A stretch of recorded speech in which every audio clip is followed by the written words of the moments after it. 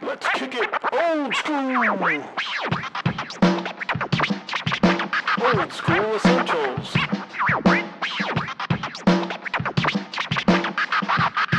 The further adventures of the Thunderous Fury. Time for the recap. Alrighty, I guess I'll give it a shot.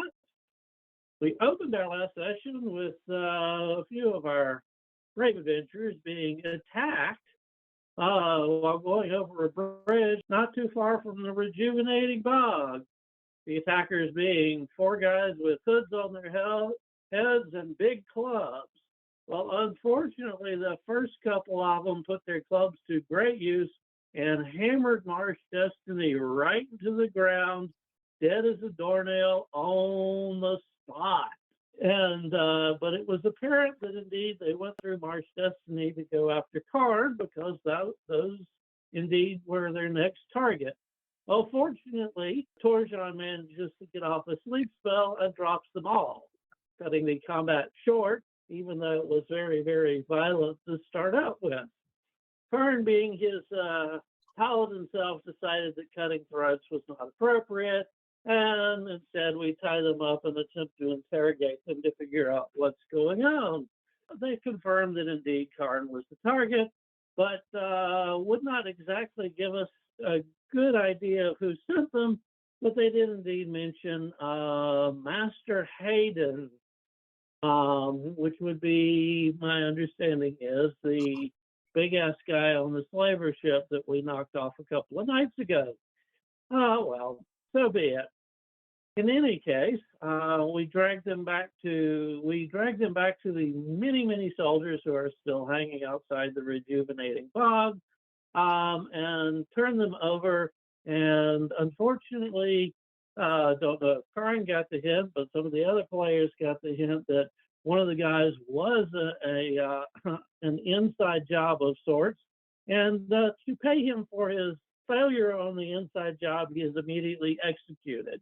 That being done, Karn, of course, wants to arrange for Marsh Destiny's burial, being the upstanding member of Cuthbert, and considering that Marsh Destiny has indeed saved Karn potentially from death and protected him with his very body, he goes to St. Cuthbert now. In the meantime, apparently the Mott is still very, very desirous of meeting with Basil Wilberforce, and indeed suggests that Basil bring associates. So it's clearly not a clandestine meeting.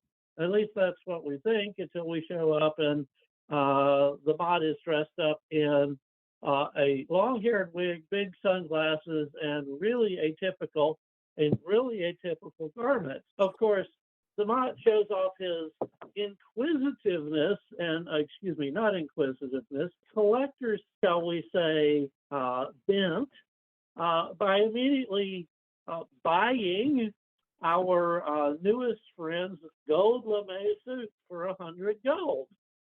And that starts out the night, strangely enough, but it gets even worse when we realize that the Mott is looking for a way out of town, surreptitiously, afraid that, things are not going so well for his friend the mayor, although whether or not it is obvious, at least a couple of the players get the idea that, the Mott has probably embezzled and is looking for a way out, especially since the bartender's tip on the way out of the meeting is a couple of platinum pieces of all things. And so the Mott declines to hang around with us, but he wants a way of communicating with us. So we arrange for him to follow us back and get introduced to our favorite telepathic Dracone, so that he can be contacted at need.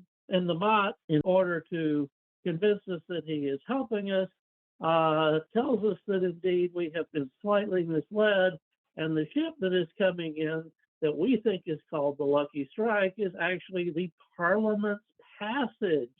In other words, somebody has rename the ship in order to be a little paranoid and to foil whatever attempts may have been made on it. Well, unfortunately, no such luck for us, since now we know. So it gets up early in the morning, and we find that indeed, going down to the dock, the Parliament's passage is coming in. But something like 24 of Amsher's finest soldiers in various small groups are strolling around the docks, making a frontal assault near suicidal, if not absolutely suicidal. Fortunately, Basil is the MVP because the first thing he does is infiltrate the crew of people unloading the ship and manages to scope out both the ship and the warehouse that the booze is being put into. And then he manages to slip away. Well, in the meantime, the rest of us are being a spectacle. We stroll down to the Sailor's Seduction and the Paladins and the other followers of Cuthbert who are discouraging its customers and get them to start making loud noises to draw some of the Amsher's guards away. In the meantime, we wander up to the ship and find that indeed, despite the early hour of the morning, these sailors who just got in are hanging around the ship, mostly on the top. So, far too close to the warehouse. So in an attempt to distract them, Orion manages to charm a couple and send them off to the Sailor's Seduction. But that's hard. But there are several more still around. Then Borjan manages to sleep a few, but that doesn't get them all. And indeed, it draws the captain out, who is looking at us like we're suspicious characters for some strange reason. Goodness knows, we're not suspicious characters. But in any case, in the meantime, while we're drawing attention, Basil Wilberforce slips into the warehouse, finds that, yes, indeed, there are a number of flammables available, and avails himself of a little arson for the evening. Seeing that things have proceeded apace, the group that is outside doing the distraction decide to wander off and head towards the tower because clearly they still cannot outfight the remainder of the guards and the remainder of the ship's personnel. And Basil Wilberforce decides he's going to slip out and head out himself. And we're all headed for the tower in order to join the people who were supposedly watching the tower to see if our captain could indeed pull off exactly what he claimed he could do and break out himself. As we're on our way to the tower, we see these nice billowing flames in the background, yay Basil, and are approached by two sets of amateur soldiers running towards us talking about black magic. And that is where we start because we don't know if they're aiming that discussion at us or not. Let us hope not. Yeah, so before we pick it up there, I will say you don't know if they recognize you or not, but they're headed towards Tower 3, which is the south end of the docks, as the fire is up at the north end of the dock, and past that is the Sailor's Seduction. It is about 3:30 in the morning. It's raining and misty. There are clouds moving in, and there's an occasional heavy rain shower. And you guys are scouting out next to Tower 3, like hanging out next to a place called the Coffee Shack. It's basically enough for like two people to work, and they open it up just in the morning. Obviously, they serve coffee or whatever. But I will get back to Clintok. So Clintok, during the day, you would have gone to see Camille. Yeah. And she would have told you that she has a person on the inside that's close to the mayor that will hopefully feed you some information. She will tell you that the ship that you wanted is actually called the Parliament's Passage, and that this person should pass this information on to you because she knows that he wants to get out of town.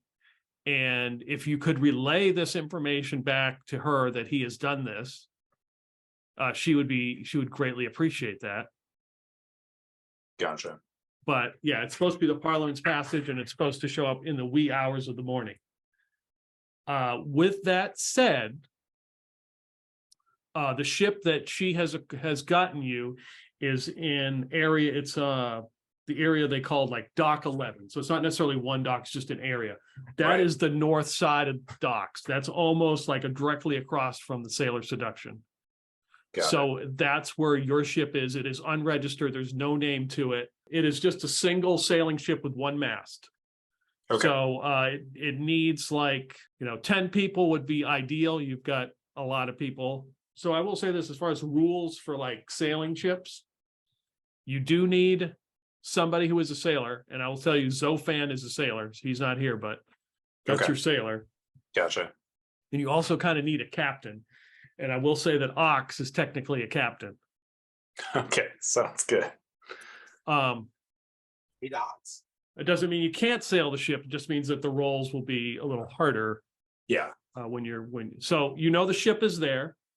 Right. You could say that you have went to dock 11 and put eyes on it. Okay, that's the ship. I got it. You are also at the docks this evening, walking around with our Dracone friend Doc Zachi. Yeah. And he is doing the telepathy, he's speaking to people. But you're with him because you're part of the party planning committee, and you notice that the mayor's soldiers are gone because there was discussion that the mayor's soldiers won't even be there. Well, they wouldn't, or they're not. But the Accursed soldiers, for some reason, are down here because they're suspicious of everything going on. Docs you're with him because if they see him walking the docks in the middle of the night by himself, they're going to, and he is a former prisoner, they're going to wonder what he's doing. Right. So I'll let you guys, if you guys want to do any kind of planning or any kind of discussion, because when we come back, we'll pick it up like you're across from Tower 3, ready to do whatever. So I don't know if the plan is you've got all your stuff with you, because this may be a time that you want to ask the area. The plan was you're going to burn down the warehouse, which I will say was Remy's father's warehouse, which as a dirty DM trick I put in. Also, one of the people on the ship called Orion, I believe he said he was worse than the guy who was the Dulcimer of Fire. So, but anyway, so things could go sideways. You as characters would realize there's a lot of heat going on, right? Because you showed up to town, and you've had what one of the mayors, one of the Emperor's guards gets killed, Karn gets beat up, and then you had now this attack by bandits, and Marsh Destiny gets killed, and Karn has to kill one of the mayor's soldiers who was in disguise, right? It was a mayor soldier, right? Yeah, because the mayor's guards came over and had you handle it. So there's a certain amount, and the guards, the Emperor's soldiers have been camped out at the rejuvenating bog. So the heat, the heat is kind of on. So if you guys want to plan something, that's fine. If you think you're just going to roll back to the bog, I'm fine with that. Whatever.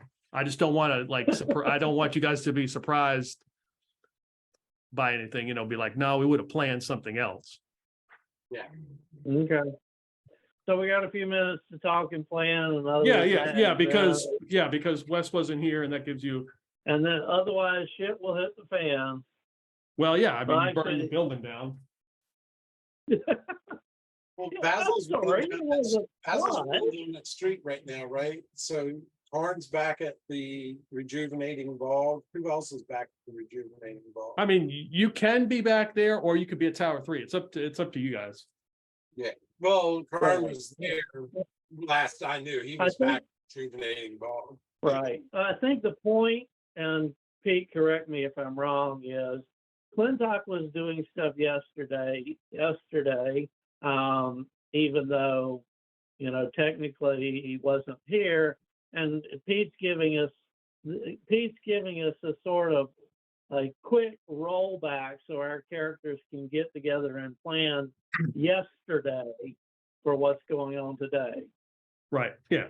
My idea is for any of the gear and other stuff that we don't want to just be carrying around, but all of our stuff to get out of town, is if we can pay somebody some gold pieces to basically unload some barrels from the back of the rejuvenating bog and just like leave them down dockside, not necessarily at the ship that we know is going to be there, but just like on the docks, so we can quickly either take the barrels or take the stuff from the barrels that evening, and don't have to worry about like extricating all of our gear at the same time. The other question that I'm sure the game master is going to want to answer is, who are we playing? Are we doing single characters? Are we both doing two characters, since we both have them? But whatever. I think that in this situation, you're going to probably need both your characters. Okay.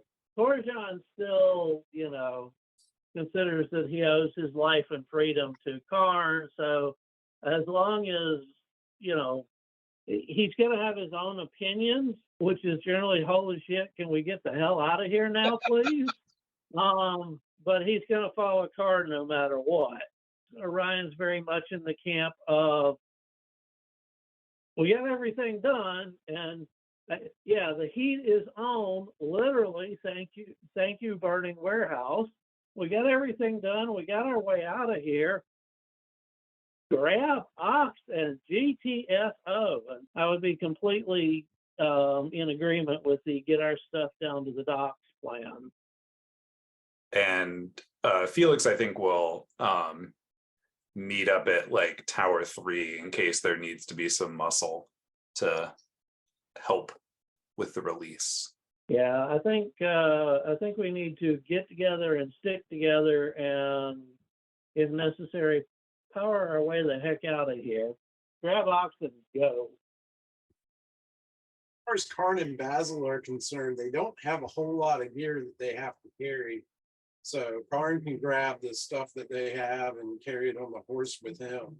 And, just have the backpack on with the essentials in it. And if he has to, he can pick up with Basil. Basil's running down that street towards the tower. Do you want him near the tower, or would you rather have him near the docks hanging out and able to like maybe try to get on a rooftop and pick off people and run for the boat at the last minute? Or I mean, if he wants to reconnoiter, that sounds like a pretty good use of time. yeah, I mean, well, he's not great in pitched battle, right? But if he's up on a rooftop or say skulking in an alley, you guys get into it with somebody and out of nowhere he can, start shooting at them and help you out like a surprise aspect. Yeah, and so the only additional note is I've been sort of ignoring him because this was in town and not really appropriate. But if we're getting out of town, we're going to stop by the rejuvenating bog stables and pick up Winston, because he'll be another useful hand if we actually have to attack. Winston the Warthog. Yeah. Sounds good. So in general, all agreement is meet up outside of Tower 3, hope to spring Ox, and then run like we stole something, because we did. Yeah.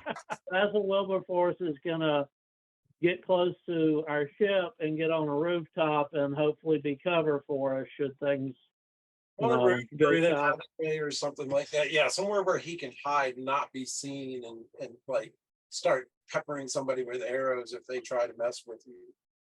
Yeah, and the same with Clintok and Ducks G. Put them out there too, back to the docks. Yeah.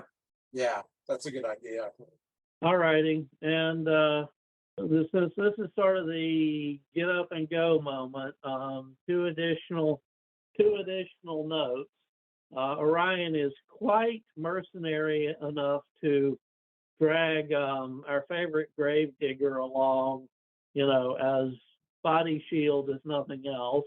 And the other additional note is Do we want to honor our bargain with the Mott and tell him to meet us at the docks and get out?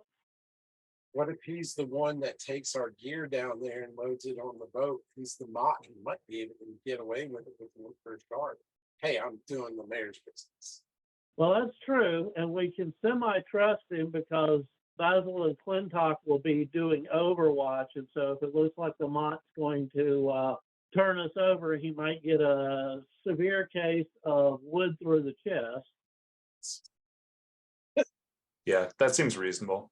And let them know that. Let them know there's somebody watching. The thieves set up to watch the ship. We tell the Mott to grab all our stuff and bring it down. You know, nobody would suspect him. Never mind that. Why the hell would he be out at 3 a.m. or whatever? And the rest of us are going to go attempt to break Ox out finally. Does that sound like a plan, guys? How are we getting Ox out of the tower? Well, we hope he breaks out on his own. If not, well, good old-fashioned violence, maybe. If we send Karn to the front gate, maybe he can raise a righteous stink of what's the name of that guard that's his friend? Where is so-and-so? I haven't seen him in so long, and I'm worried about his health, and make a stink, and maybe somebody can sneak in that tunnel. We don't have a back way into the tower. Yeah, the tower is just the tower. Oh, that's not the same place where they were holding him before, is it? They were holding him in the tower, and as far as we know, they still are. Yep. We skipped out to jail because we thought he was going to be transferred, and then, of course, booged up that job pretty damn badly. And so the jail has extra guards, and it turns out that he probably wasn't really transferred in the first place, according to what we heard from the other guards. So we wasted our time on the jail, basically. So, Yeah. If we don't find Ox outside, we dash our way into the tower and make it up as we go. Yeah, pretty much. Or just say to hell with Ox, he couldn't get himself out of there right here if he gets him out. Sorry, Ox, and take off. We need a captain. I'll just play it by ear. I mean, Felix Yeah, here, like he'd make a great captain.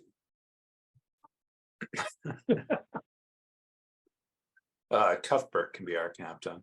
Oh, God. You really want us to die pretty damn quickly, don't you? You want to combat. You want somebody in combat. You want Karn. You want somebody to lead the group for the ship. You don't want Karn. Put Basil in charge for Clintok. So Clintok, at any point during the day after your discussion with Camille and after the group has returned with their discussion with the Mott and told you that that was the information that they were given, was the ship had changed, would you let her know that that was true? Yeah, I'll go ahead and make a short errand over there. Okay. Visitor. Yes, the Mott does agree to move some of the stuff, your extra stuff in barrels, down to the docks near your ship. It'll be secure on the docks. Everybody give me a D6 roll. 2. Thanks. 3. Okay, so Clintok, at some point when you're moving around, you check on whether the Mott is actually doing this. He is actually doing this. He is also wearing a gold lame suit and in disguise as he is loading the barrel, as he has got some workers and they're loading these barrels onto the docks near your ship. So everybody, before I forget, everybody roll 3d10 and add up the total, because we need that. 28. 28. What'd you get, Wes? 16 total. 17. 16 and 17. Okay. Again, the fires happen. Basil, you're running, knocking on doors, yelling everybody there's a fire. Yes. As you have left the Sailor Seduction, because they were not particularly happy with you being there because they know you're associated with Karn. Are you going to climb up on top of a building somewhere? Want to make sure that at least 2 or 3 townspeople have seen me knocking on the doors before I double back. You said that place is going to be right by the Sailor's Seduction, right? Where I mean, our boat that we're Yeah, it's almost like right across, almost like right across from it. Is there a way? I'm going to go back and go around to the backside of the Sailor's Seduction itself. Okay. And see if I can climb up on the roof there without being seen by anybody that works at the Sailor's Seduction and get a view and figure out. And then as soon as I'm up there, I should have rope on me. Don't you have climb sheer surfaces? Can't you do that? I do have that too. But I was thinking I want to make sure that I've got some rope. I should be able to get down. How tall is it? Is it a 1-story building, 2-story building? It's 2 stories. It's 2 stories. I'm thinking I'm just going, when I get up there, I'm going to anchor the rope somewhere, throw it over the side, or have it ready to throw over the side to rappel down quickly. So I don't have to make a climb sheer surfaces check when I'm running, if I'm running for my life. Okay. When. Yeah, I've got it ready to throw over to the side, coiled up, and I have it anchored already. And if I have to sacrifice the rope to be able to. Well, climb sheer surfaces. What's your level? You're at like 89. If you're third level, 3rd or 4th, you're at like 90%. Yeah, you're at 90%. Yeah. So go ahead and give me a roll to climb up there. I am going to make a roll. Jesus. 96. 99. 99. There's a 2 in 6 chance that somebody spots you. All right, I rolled a 5. Nobody has spotted you. You try to climb up and like slide down. Some of the pieces of the like the building just give way and break off. But nobody has noticed. I'll let you do it again. You need an 80. I'll take 10%. Okay. See what happens. And also it's slick because it's been raining. So 0, 0, 0. I do believe that's 100. So you'll fail again. I rolled a 6. You have not been spotted. You slide down again. More pieces of the Sailor's Seduction have broken off. I'm not going to roll next time because somebody will spot you. You can roll again. This is, I will say, this is going to be a 50-50 shot. This is your 3rd time to get up there, but somebody will notice. Do I feel like I know that I'm making a bunch of noise and I probably am going to be noticed? And Yeah, I mean, it is. There are also alarms going off, and what I mean by alarms, like whistles, and the towers are knocking their distinct rings because you know that there's a huge fire in town, and so maybe that might cover it up. Or it also could bring more people out of the Sailor's Seduction or nearby buildings to find out what the hell's going on. I'm wondering if I shouldn't just hide in the alleyway and try to evade any notice and say, screw it, I'm not going to climb up on the on the roof if I'm not going to make it. Yeah, I'll go for it. I'm going to go for it. Okay. Come on. He's stubborn if nothing. 34. Okay, so you climb up there. As you're climbing up there, you hear somebody say, "Hey, man, what are you doing? You getting a better view up there? That's a good idea. Hey, come on, let's go." And you look down, and there are 2 probably patrons that have come out of the Sailor's Seduction and wandered in the back, and they are attempting to climb up where you went because you're obviously getting a better view of the fire. So that's why you're climbing to the top of the building, and they are not thieves. So I will give them a couple rolls. So we'll see how poorly they do. We'll say what, 25%. That's a 84 and a 32. So both of them are struggling to get up here, and they're like, "Hey, be a good idea. You got a ladder or something? Yeah, over there. Look over there. See if they got a ladder." You see them wander off to like another building, like they're looking for a ladder or something. I tell them, I think that building over there's got a ladder around back, and it's probably easier to get on top of that one than this one. Oh, okay. Yeah. Oh, hey, thanks, man. And they stumble over closely into the direction that you think that building, they think that building was. Clintok, you see the St. Cuthbert people and the guys at the dock who unloaded the barrels of beer. They're all kind of in a crowd.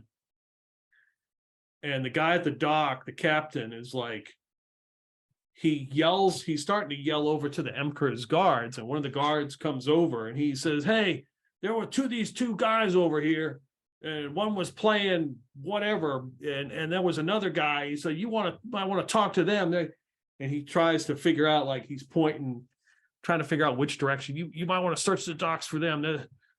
And then the dock master comes over and said, yeah, I had somebody was in my crew that was supposed to only have like 4, but I had 5. He vanished, so I don't know. And he starts to give a description of Basil. How close am I to this? How close do you want to be? Can I be like within reasonable earshot where I would like hear this without? Yeah. I'll do my best to be like, I don't know. I feel like he was much taller than that, and I thought he had on chainmail. Give me a charisma roll. Okay. No, 2D. No, we'll do the 2D6. Well, not charisma. 2D6. Yeah. 6. And add your charisma modifier if you have one. The guy looks at you. You see, it's the Emker, one of the Emkers, probably the person who's in charge of this group of 6 soldiers. He comes over and he's like, and he looks at you two. He's like, where were you when this all happened? I was out for just like an evening stroll on the docks. I mean, beautiful night and all. Right, it's nighttime. Question. Yes, it's like 3:30 in the morning. Yeah, I was out for an evening stroll. I'd been at the Sailor Seduction and just thought, oh well, I might as well enjoy the stars, listen to the tide roll in, and wait for the sun to rise. And that's the 7, if that matters, for like the charisma with my bonus. Okay. So you said this guy was taller, wearing chainmail. Why would he be wearing chainmail if he's unloading gear? I thought it was weird, but at 3 o'clock in the morning, I don't question anyone. But this is who you saw? Yeah. And he tells his two guards with him, yeah, go stand by, just wait right here. And he has these 2 guards. Just watch them. We have some questions to ask. We're going to have to answer to see what's going on. So 2 of the Emker's guards come over and stand next to you.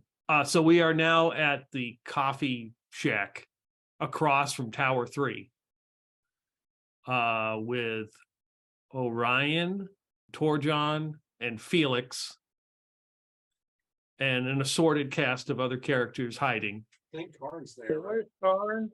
Yeah, okay. So Karn is there? Is he on his horse? He's on his horse and his dog is following. No. Is he attempting to be hidden, or he doesn't care? Karn isn't much able to hide. He'll be Correct. Yeah, he's going to stand out like a sore thumb, I suppose. I mean, just is what it is.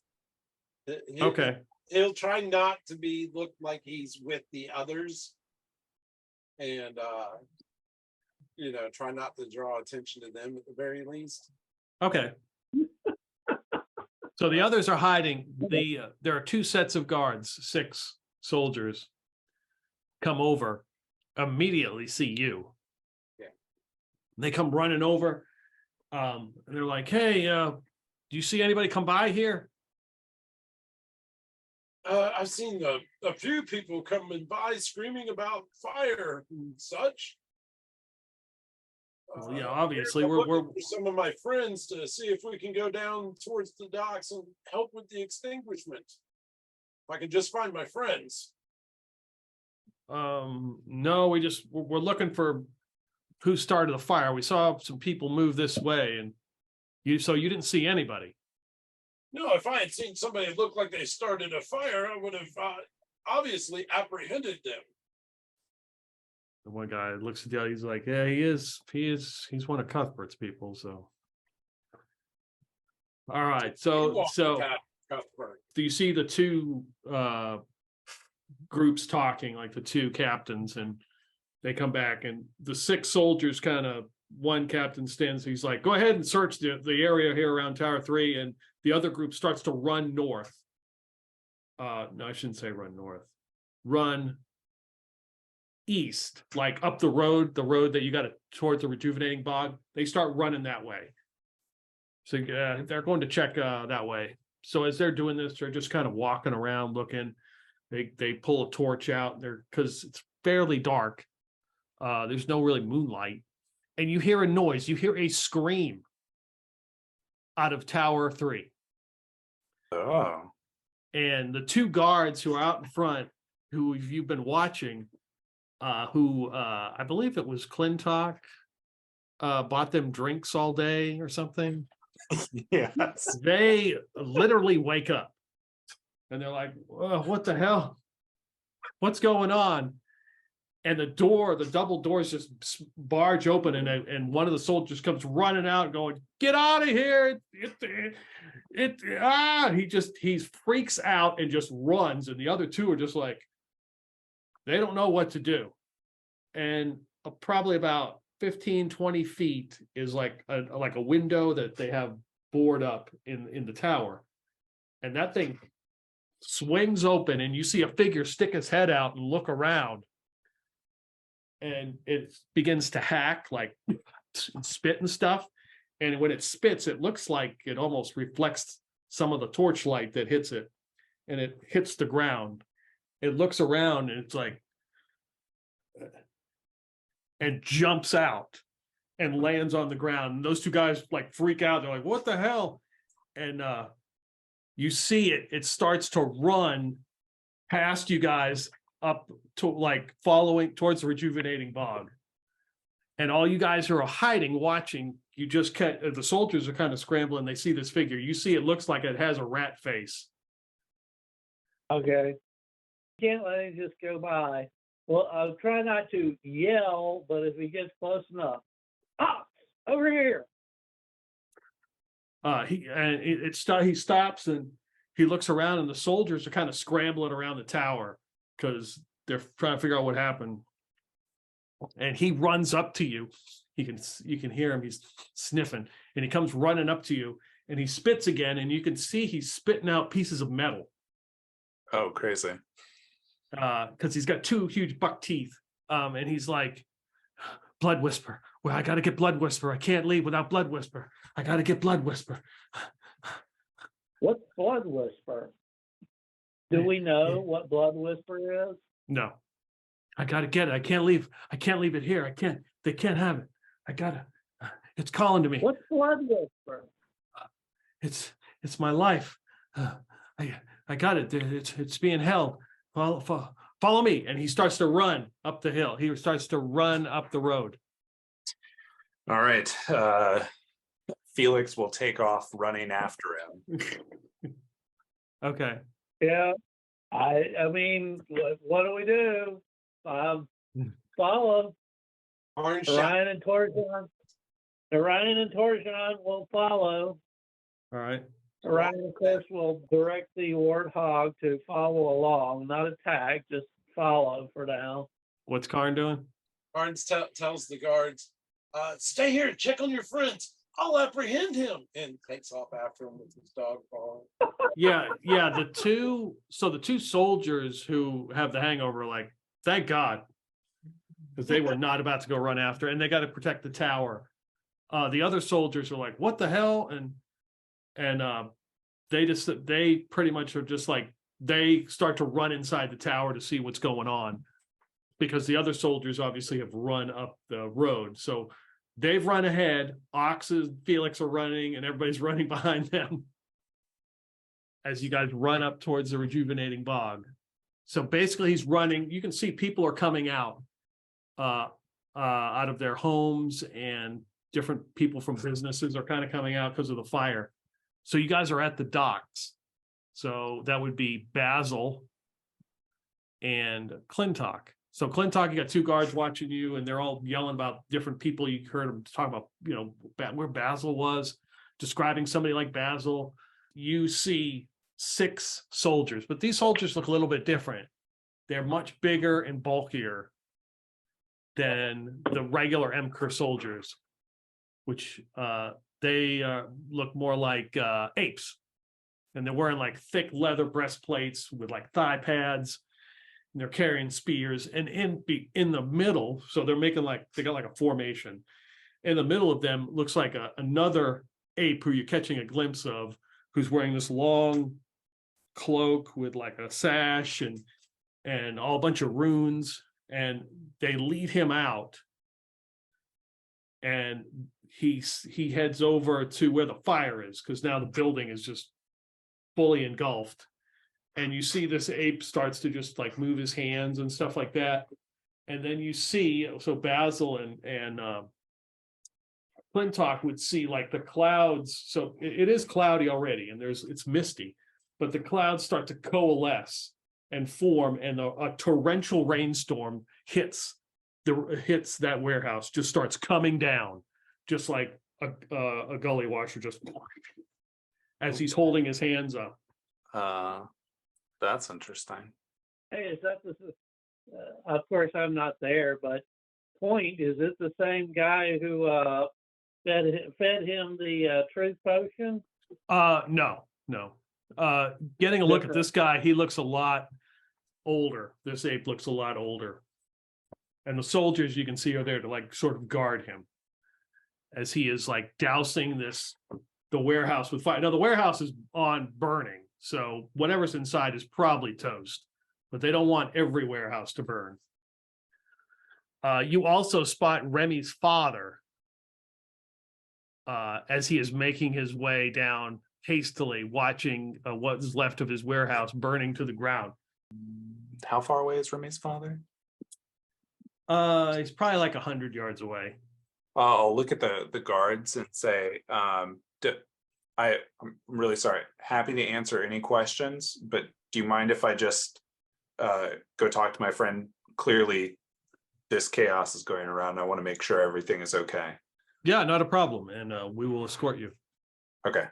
So yeah, the 2 soldiers walk with you and the Dracone over to where Remy's father just stand there watching as the rain is hitting, and it's smoking, and he's just like shaking his head. Well, that's really unfortunate. Not really the festival of light that I think anyone else had planned. Oh, Clintok, what brought you out here? I presume the same thing as you, sir. Oh, okay. Yeah, I figured. Did you know if everyone got out okay? Yeah, it should be there. I don't think anybody was in there. I mean, it can all be replaced, Do you have any idea who would have done such a thing? I don't know. I mean, I Karn got attacked, and then I heard some bandits went after him as well. So I don't know how that's related, but there's definitely elements in the city that are causing problems. So yeah. Well, I guess it's a good thing you're friends with the Incur. Well, I mean, yeah. When I'm sure when he gets back into town, which will be soon, that there'll be some meetings and discussions. They may lock the city. They may lock this place entirely down. I don't know. I hope my ship can get out, because I've got to send some goods south. So it's supposed to leave within a few hours. Luckily, it's already on board the ship. So. Well, I mean, if there's anything I can do to help make sure that transport happens, just let me know. Oh, yeah. Well, I don't know. I mean, considering everything that's going around, I might just send Remy on that ship as well. She might need to get out of here before things get crazy, because they may lock the entire city down with everything that's going on. But I myself and the rest of my traveling companions are happy to provide some security. We can stay at the docks and make sure that nothing happens to the ship, especially if somebody set fire to your warehouse. Like I can't imagine how horrible it would be if somebody did the same thing to your boat. Whoever this arsonist is, it's bad for business. All right. Well, I will head back there immediately. Okay. Make sure nothing funny happens. Yeah, well, I think this is as he's looking at it, he's like, I think this is a complete loss. I'll have to go start my paperwork.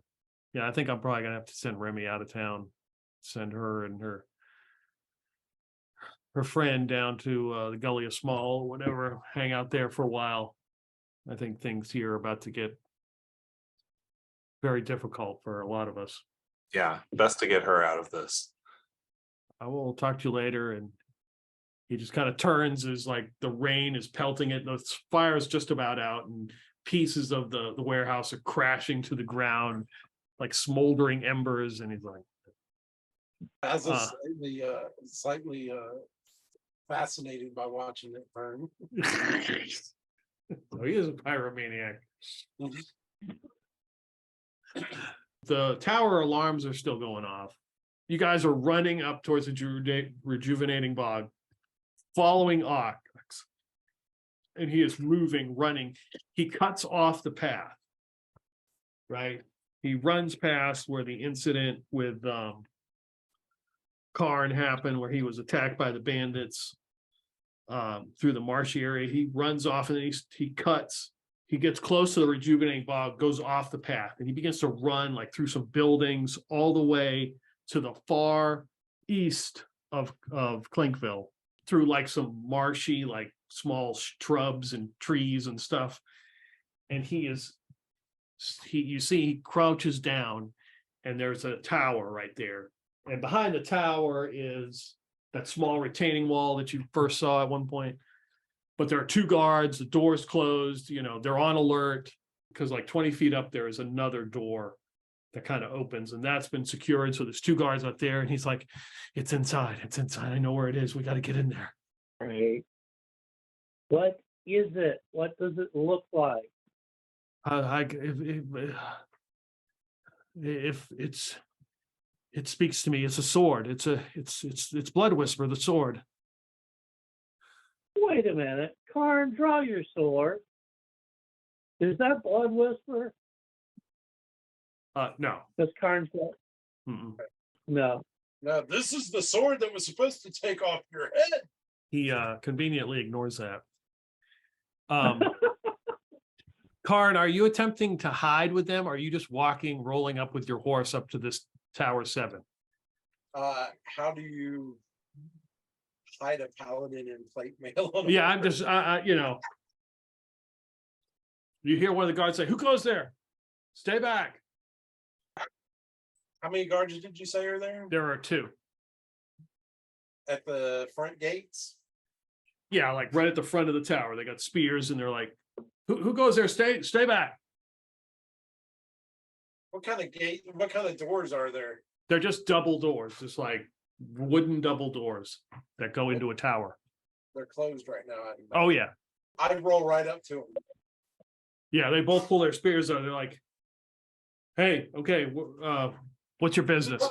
It is I, Karn Stone, paladin of Cuthbert, They weren't. friend of the mayor. Yes, well, there's all sorts of trouble going on, and I don't know if it's those Cuthbert people who set the fire. That's what we've heard. They cause all kinds of problems. Nonsense. Followers at Cuthbert would never set a fire like that. They were merely protesting outside the sailor's seduction. Yeah, another reason we don't like them. Well, I can't blame you if you like your ale, but the sailor's seduction is just a front for human trafficking, right? I don't know what that means, but How they tell you not to be drunk and stupid, right? right, because you get because you get what's coming to you. You get pressed into a press gang. And that's how it goes. That is how it goes. That's what Cuthbert's against. Well, state your business, Karn Stone. Well, from what I understood, you were hunting for somebody who was had set the fire, and I was questioning about that to see if I'd seen anybody when somebody went running off from the other tower over there. It looked like there was an escaped prisoner. I thought he went this way, and I was trying to chase him down to apprehend him. Escape prisoner? What do you mean?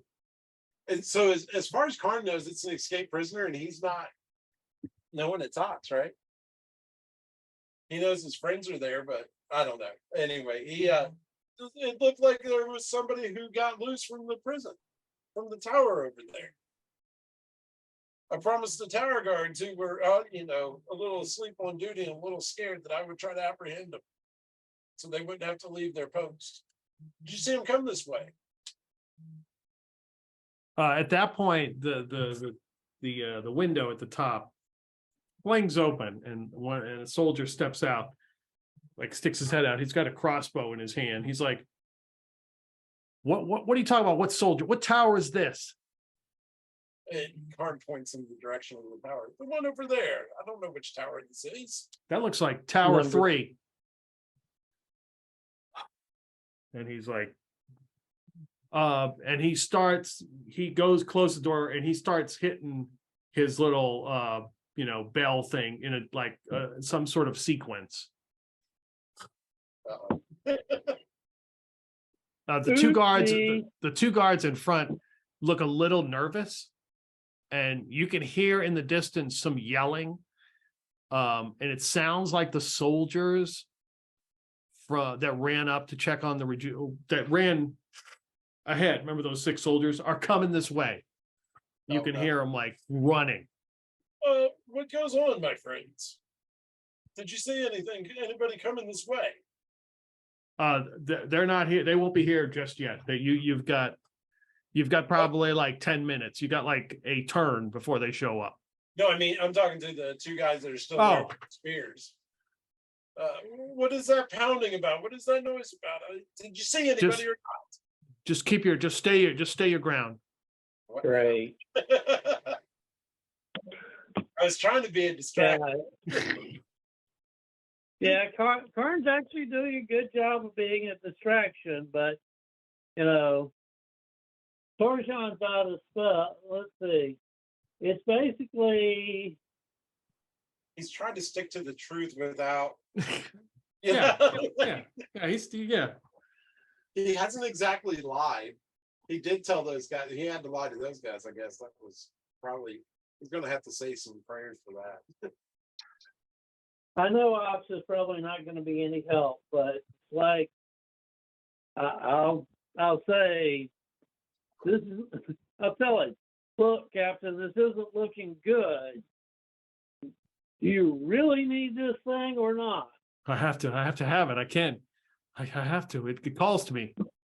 Are you with me or not? Because I'm ready to go. And he kind of looks behind the bush out, and he sees Karn in front of the tower. And you can hear the soldiers running towards the tower and the bell going off. Back to now. Well, test of loyalty. Do we leave our crazy ass captain or not? Oh, wait a minute. He's the one who knows where the ship is. Well, where the Thunderous Fury ship is located, the original ship, yes. Yes. We got our own ship now. Correct. We don't necessarily have to return it, right? I mean, surely we can overpower 8 guards. Orion will look over at Felix and sort of give him a raised eyebrow. It's like Orion feels that Felix is one of the more stable members of the group overall. Well, I haven't drawn this blade in days, nay weeks. And I'm not one to deny man a sword, so let's have at it. All right. If we're going to have at it, let's do this with a shock and awe.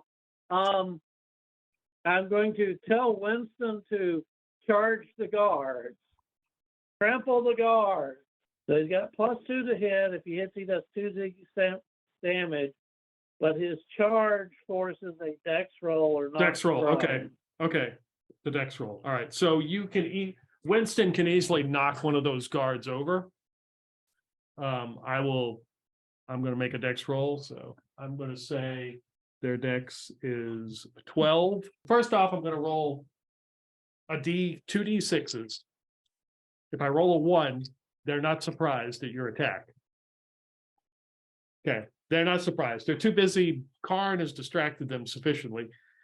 So Winston the Warthog bolts out of the bushes and comes charging towards one of the guards. Dex is a 12, so I rolled 12 or under.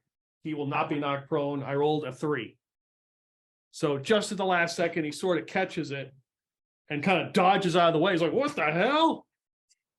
I will let you guys do your actions before we roll initiative. I'm gonna draw my non-silvered sword and make a charge behind. All right. Just tell me which one you're attacking. I'll follow up attacking the one that deftly dodged the warthog at the last minute. I will give you a +2 to your attack because he kind of moves out of the way, so he's not completely paying attention. Oh, nat 20. Okay, so what's the damage of the sword? Is a D6 or D8? D8, I think. Okay, so and roll a D8 for damage. 5. Okay. And then +1 for my strength bonus. It's max damage, which would be 8, plus your roll, which is 5. Sorry. 13. Did you add the strength to it? So you get 14. 2. 14. So, Oh, sorry, 2. yeah, 2. Okay, 15. So yeah, you almost took him out. Give me a D100 roll because we have crit successes. 69. Roll a D4. 3. Roll a D6. 2. So Felix runs up and this guy is partially turned, like almost cuts his arm completely off and just hacks all the way down, and the blood just goes everywhere, and he starts bleeding all over the place. He's like, ah, and he drops his spear. Basically, you did an additional D4 damage, and for 2 more rounds, you'll do that. Oh, So yeah, he's bleeding really bad. So this guy's in bad shape. All right. So did you attack the one who almost got run over or not? Yeah, that was him. yeah. Okay. Well, Ryan and Torjan will attack the other one, but at range at the moment. So sling for Ryan and bow for Torjan.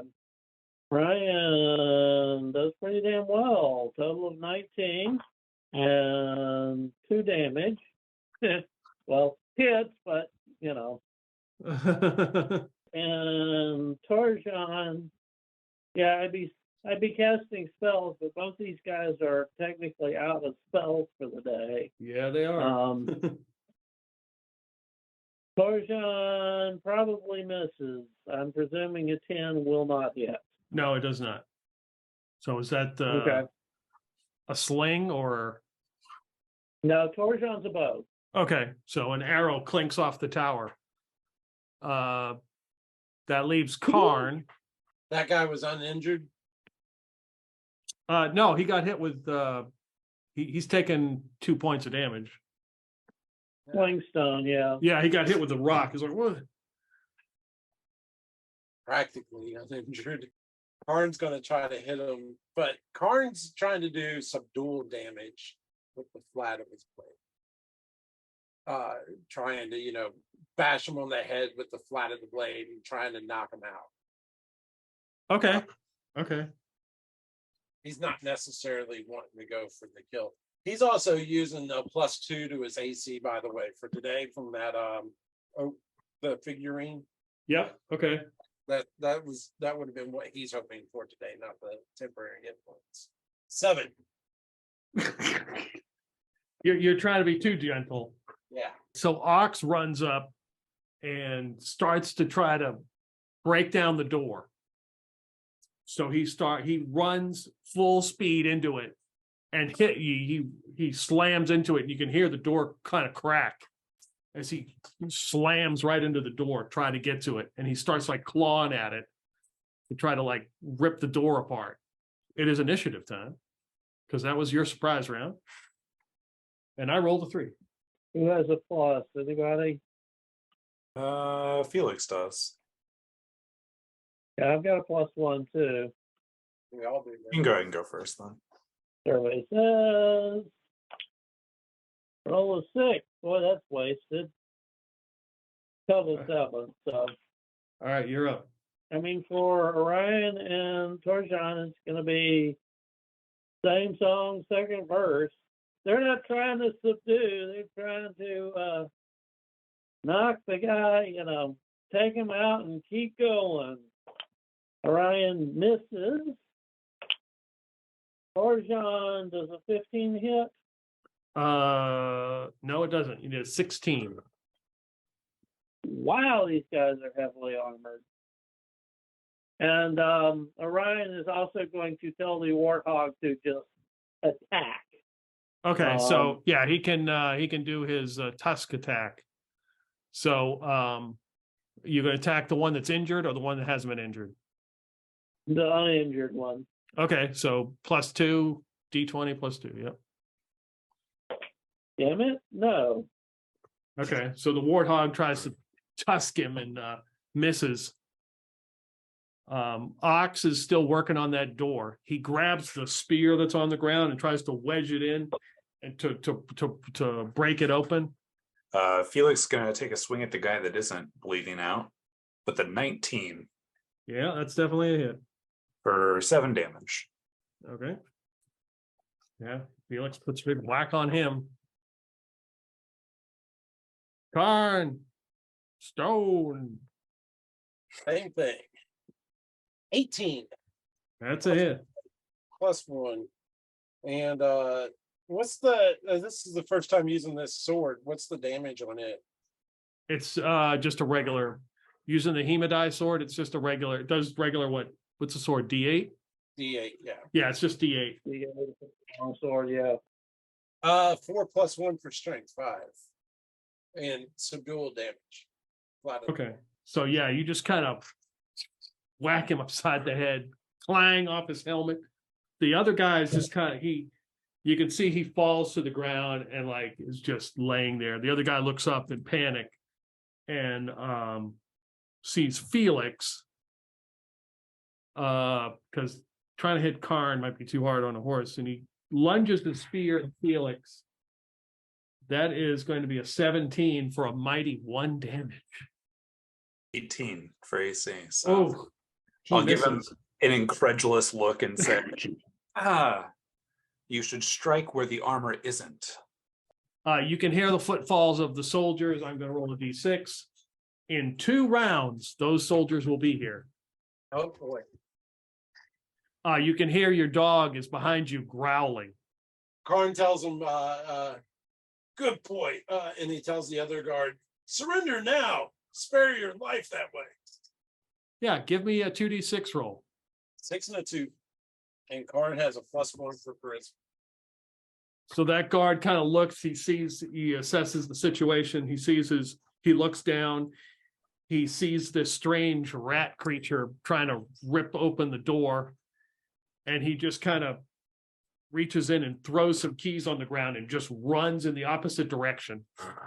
Karn looks at the guys already on the ground off of a horse and says, what are you waiting for? Get him in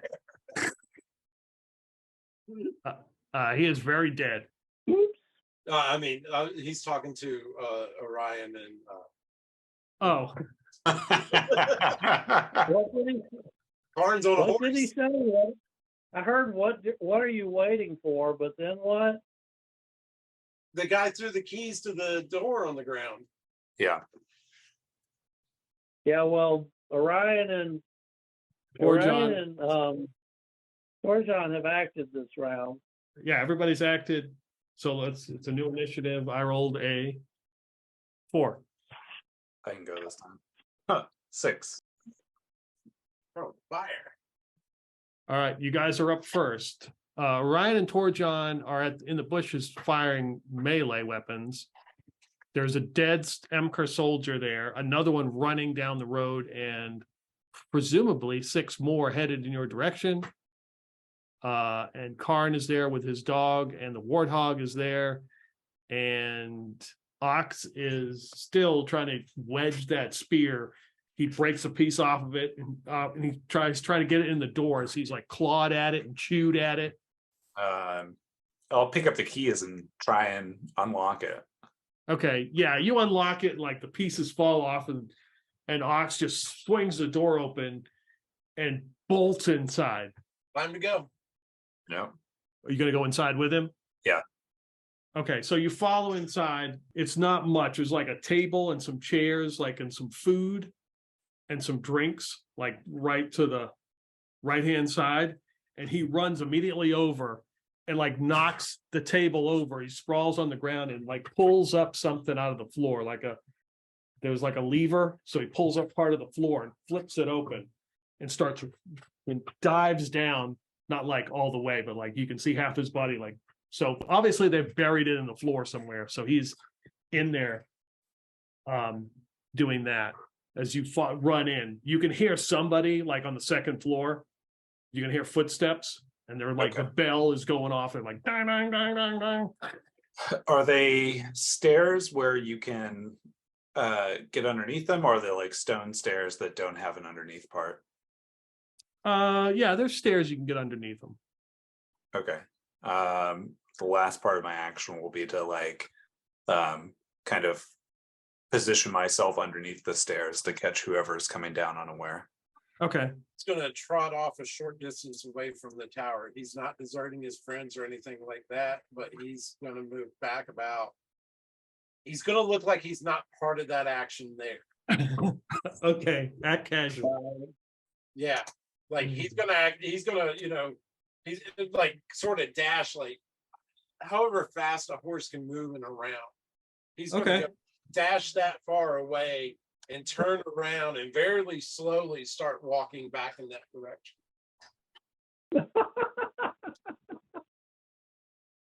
Mess it up as you go along. Okay, so Orion is going to try to figure out, based on the layout, whether he can send the Warthog anywhere as a decoy.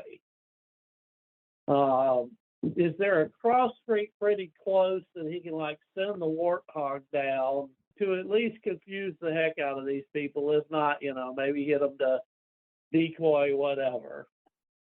Yeah. There's a road that you could send the Warthog down. You're real close to the outside of Klinkville, but so it would be towards the interior. You could tell him to go run down or something. Yeah. So I'm gonna, what he's gonna do is sort of wait until the soldiers are in sight, even if it means, next round or whatever, and then send the Warthog cutting across their path in front of them down the other street. Karn's done his thing, and then what about Torjon?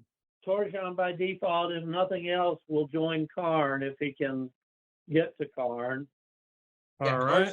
Looks like he's not part of anything that happened there, and he's stumbling on this as it happens. Okay. All right. So let's roll initiative. I rolled a 5. My turn, I guess. I rolled a 6. All right. That is 3 6s for me. All right. You guys are up first. You can see the soldiers are coming in sight. Like you're walking towards the tower and they're coming up behind you, right? Like, so you're like casually walking. That's how I understand it. So they'll run up on you like, get out of our way. Yeah, stop and turn and look at them and sidestep a little bit to let them go past. Yeah. Orion will send the Warthog running across their path, just because chutzpah is useless if you don't actually try to use it. He'll run out screaming, "That's him! That's the escapee! He's a werewolf!"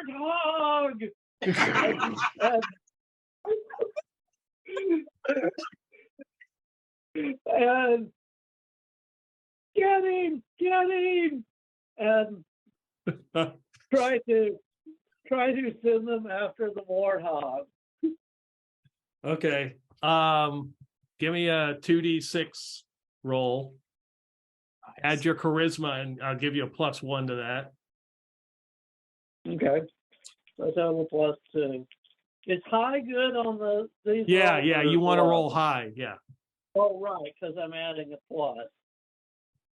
Okay, well, that's average. I think this is a critical point. I'm going to use my hustle point so I can re-roll. I don't think that was going to work. 6 + 3 is 9, + 2 is 11. They're ignoring Karn, right? They're focused on getting to this tower. They're running.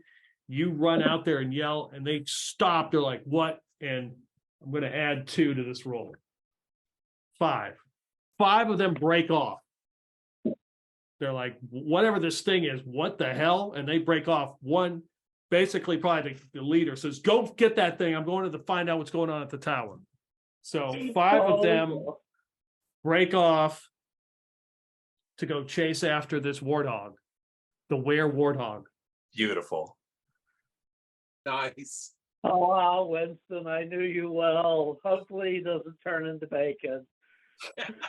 That's the soldier's action. So the captain runs off, and then by the time the soldier's left, he gets up there and sees the body of the soldier, and he's like, and he is about to enter the tower.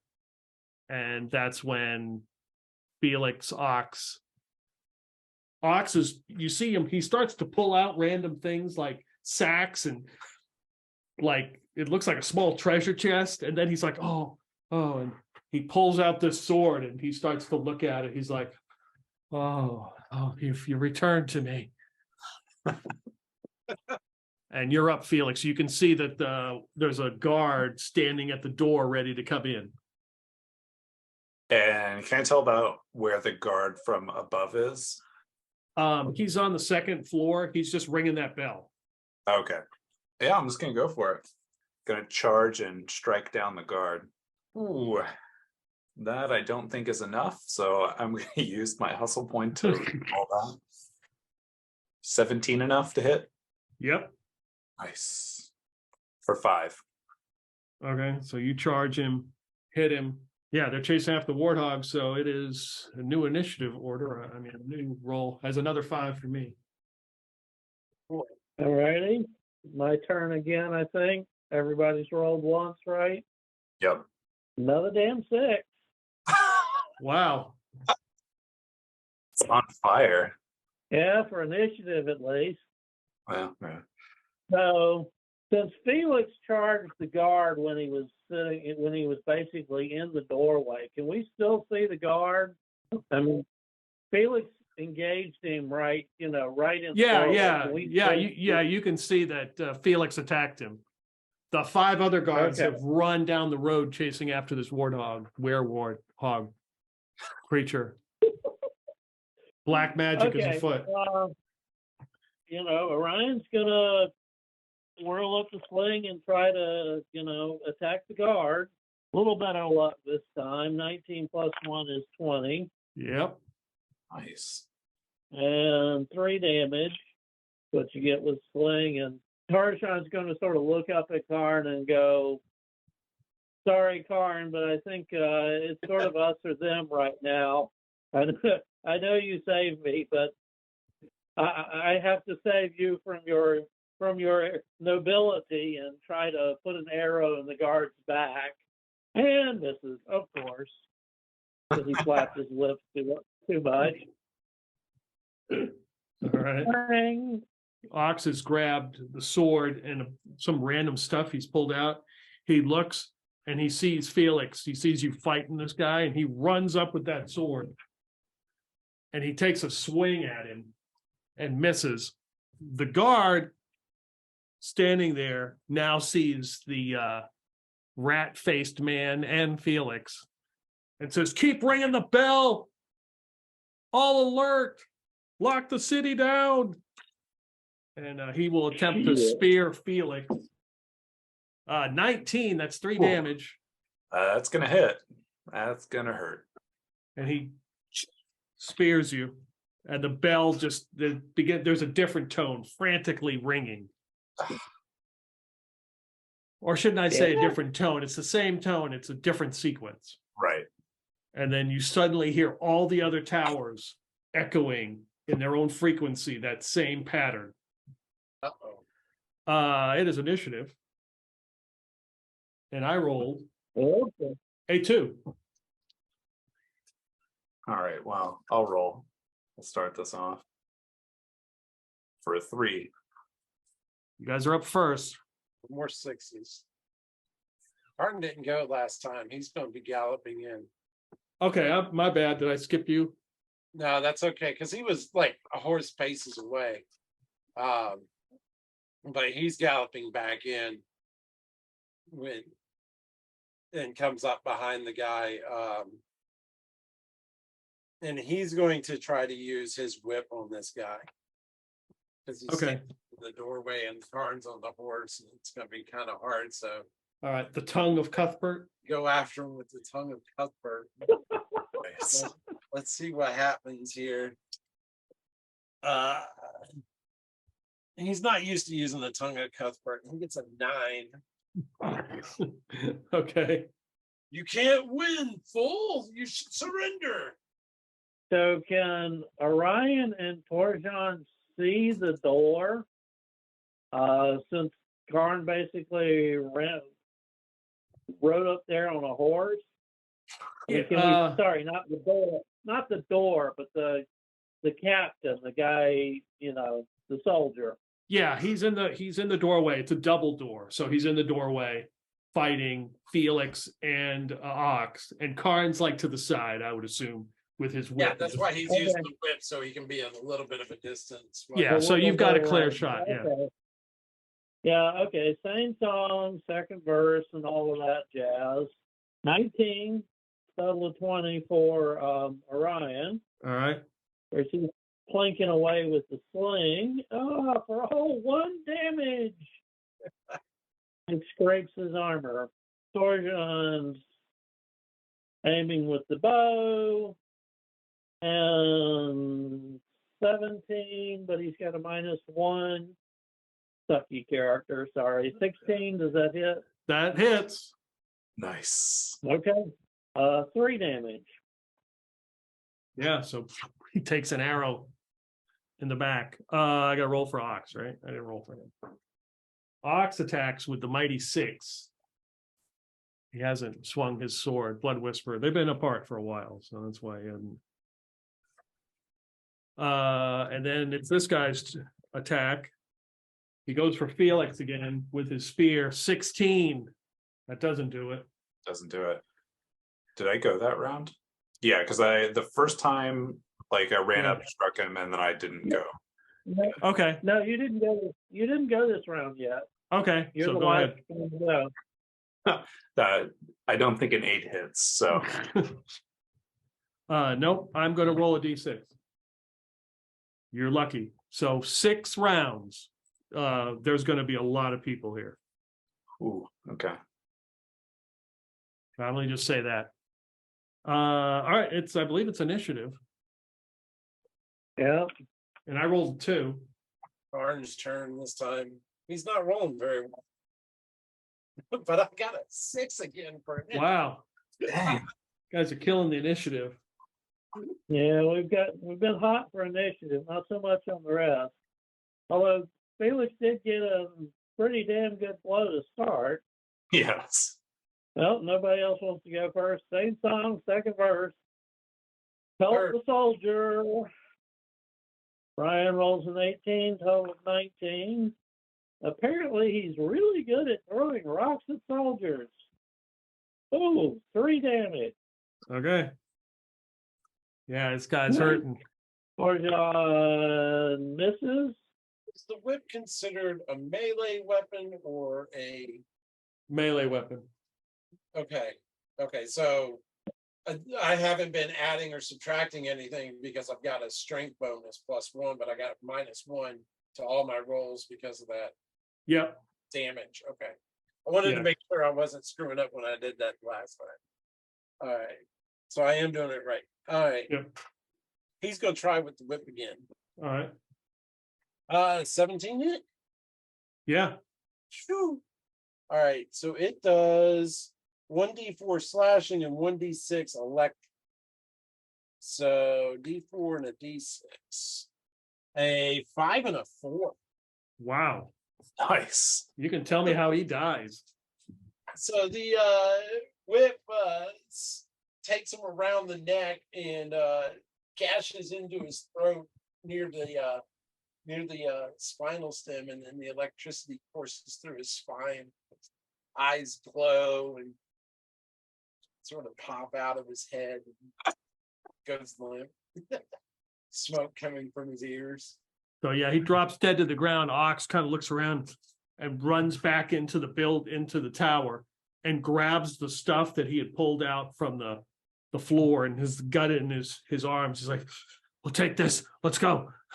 Before Felix bolts out the door, he throws down an oil flask and a torch into the tower, Okay. like on the table, the wooden Yeah. table.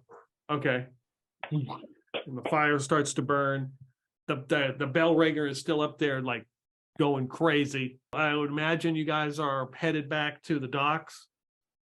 As quickly Yeah. as can be.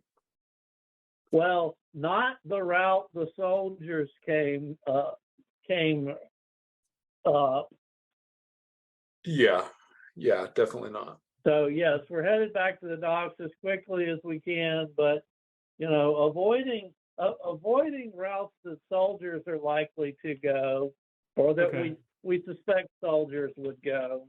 And Karn is not trying to hide as usual, and he's not running. He's just he's like he's out for a stroll. Well, you're on horseback. You can keep up Yeah. with us easily. Yeah, he's just trotting, and his gaze darts around like he's looking for something. Yeah, you guys start to head back. You avoid where late Winston the Warthog went. Late. Hey, don't sell him that short. You know, maybe he can get away. So yeah, all these guards are mobilizing. You can hear them running through the different streets, and all the noise is echoing through Klinkville. So we've got Clintok and Basil. So at one point, you guys, the fire is out, and that one ape and his ape entourage is there, and they begin to escort this person, whoever it is, back to where they came from. Gotcha. But some more soldiers come. You see like some other ape soldiers and some other apes who are in, like, you would assume that they're probably spellcasters because they're wearing like cloaks and stuff. They start to arrive. Got it. And then you hear this strange, you hear the towers, and then you hear, a different pattern. And then the guards are like, you hear them mumbling, "We got to lock Klinkville down. It's all hands, all guards have been called, lock Klinkville down." And they start whispering among each other. And they start running out to the different ships to make sure people don't leave. And they start dispersing. All right. I will run up to the ship that is our escape ship. Uh-huh. Is there already a guard there or guards there? If you want to give me like a move silent roll or hide in shadows or something along those lines to help your chances. Oh, I'm not going to be stealthy. Oh, okay. No. All right. Yeah, there's a couple of guards out there just kind of running along the docks, checking. But there's nobody on our ship, so Correct. So they should have no worries. Yeah, so I will take up position like at the dock leading onto the ship, Mm-hmm. and like draw you have a dagger. Yeah. And draw my dagger. And act as if I'm like guarding the ship. Yeah, the guards are kind of running around, and one of the guards comes to you, is like, well, yeah, it's complete lockdown. Yeah, I'll make sure no one gets on this ship. Oh, okay, good. So all the guards are dispersing everywhere, and the docks are being filled with people, with soldiers. So Basil, what are you doing when you see all this? You don't hear this discussion about they're locking down the city because you're up on the roof of the Sailor Seduction. But I can see all the guards spreading around out through the docks, right? Yeah, and you can see more of them showing up. He's starting to quake in his boots because he feels like he's gonna have to go swimming again. He begins preparing for what he's going to have to do here. He's only got 3 flasks of oil left, and he's using one. And is there anything up on this roof that he can sort of soak down and thinks it can catch on fire? Well, it has been raining, so it's already wet, so that might be kind of tough. It has been raining. If that's the case, he's not going to be able to set anything on fire and have a distraction there. And there's so many guards running around.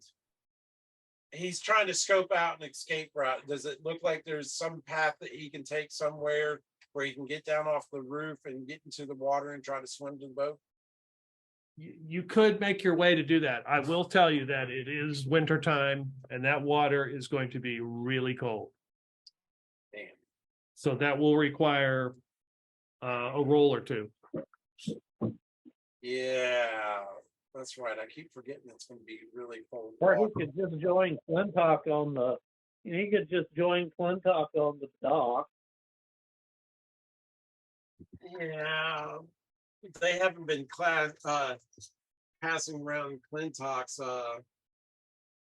description. Yeah, he's going to go ahead and try to join up with Clintok. Okay, so you climb down and join Clintok. Yeah. So yeah, you climb down. Are you moving stealthily or in the shadows or anything like that? Yeah, he's going to be trying to, because he's afraid that they might know. That's probably a good idea. My move silently is 35. My hide in shadows is 25. And I've been rolling hundreds. God. Don't invite Murphy, please. Too late. 91. All right. I'll say, okay, on a 1 or a 2. I rolled 2 2s. Okay, so these guys, so as you're climbing down, it's still pretty slippery, but you manage to get down and you start to move around the Sailor Seduction. And at that time, the 2 dwarfs who you encountered before are standing out front. And they're going, "Hey, isn't that the guy who was in here earlier? Yeah, you." I'm running. And they're like, "Guards, get him!" And that the 2 dwarves start running after you. Nice distraction, Basil. Yeah, thank you for sacrificing yourself for the rest of us. Yeah, I'm gonna run like hell. The 2 dwarves that are the owners of the Sailor Seduction have spotted Basil. And they're yelling, "That's the arsonist! That's the guy who started the fire!" And they start running towards Basil, who is running towards Clintok. Oh boy. And I feel like, well, I don't know if I am running towards Clintok. Okay. Because Clintok's on the docks, and the docks are swarming with guards, right? Yep. But there's no guards in the other direction? So basically, you're at the north end of Klinkville. Okay. Right? You're like at you're basically like right across from your ship. Okay. So if you were to go further north, there's another tower there, and that basically becomes like the beach, and that's the ocean. Okay. You could go east, back in through town, and start running through the buildings, like trying to make your way around through all the different buildings through town. And there's no guards in that direction, right? I mean, there's obviously lots of guards now are showing up. There's also the St. Cuthbert contingent, which is down at the docks too.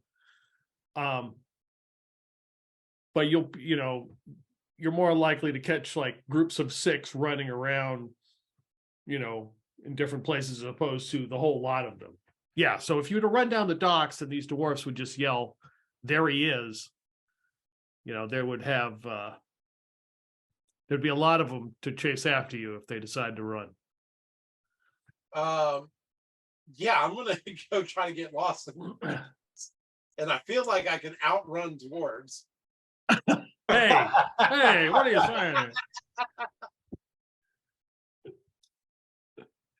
Well, I'm a human thief with a dex of 14 and a movement of 40, and they're dwarves.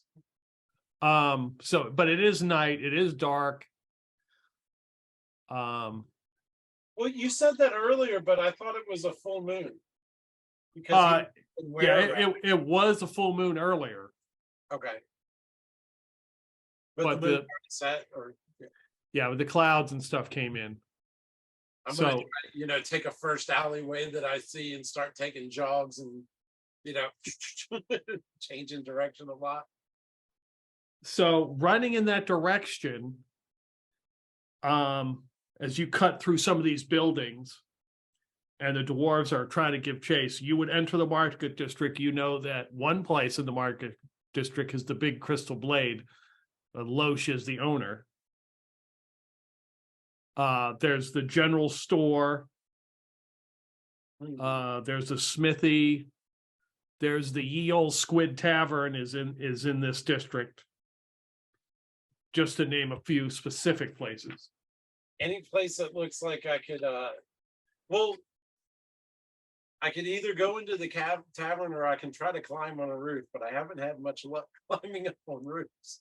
Right. Does the tavern look open? Yeah. Does it have more than one room? It's the owner is that the big half giant. Okay. Where you met the mod a couple times. Okay. So I dip into there and head for a dark corner of the bar and pull out some gold and order a drink and try to hide. Okay. Try to blend in. Where's the Jakes? Where can I find the bathroom? Oh, okay. These guys are in hot pursuit, man. Okay. I'm telling you.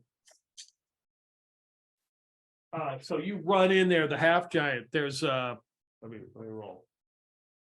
Well, there's 3 people in here, including the barkeep. Okay. Because there's a bunch of stuff going on in Klinkville. Yeah, he'd recognize Basil. Yeah, he's seen you here. He's like, he recognizes you come in, and and you sit down. So there's a couple of dwarves that are trying to rob me, I think. They chased me in here. Give me a 2d6 roll. Add your charisma. 2 and a 2. And I have no charisma adjustment. He just he shakes his head like that's not a very believable story. I've got gold. How much? How much gold do I have before I say something to get myself in trouble? Because I don't have it. I gotta make sure what I've got. I got 50 gold. I'll see what I can do. And he sticks his hand out waiting for it. I start just dumping gold into his hand. If you He's had like- me, that would work. Get behind the bar. I jump behind the bar. Right as that happens, the door opens. The two dwarves come in. We saw him go in here. Where was he? Where's he at?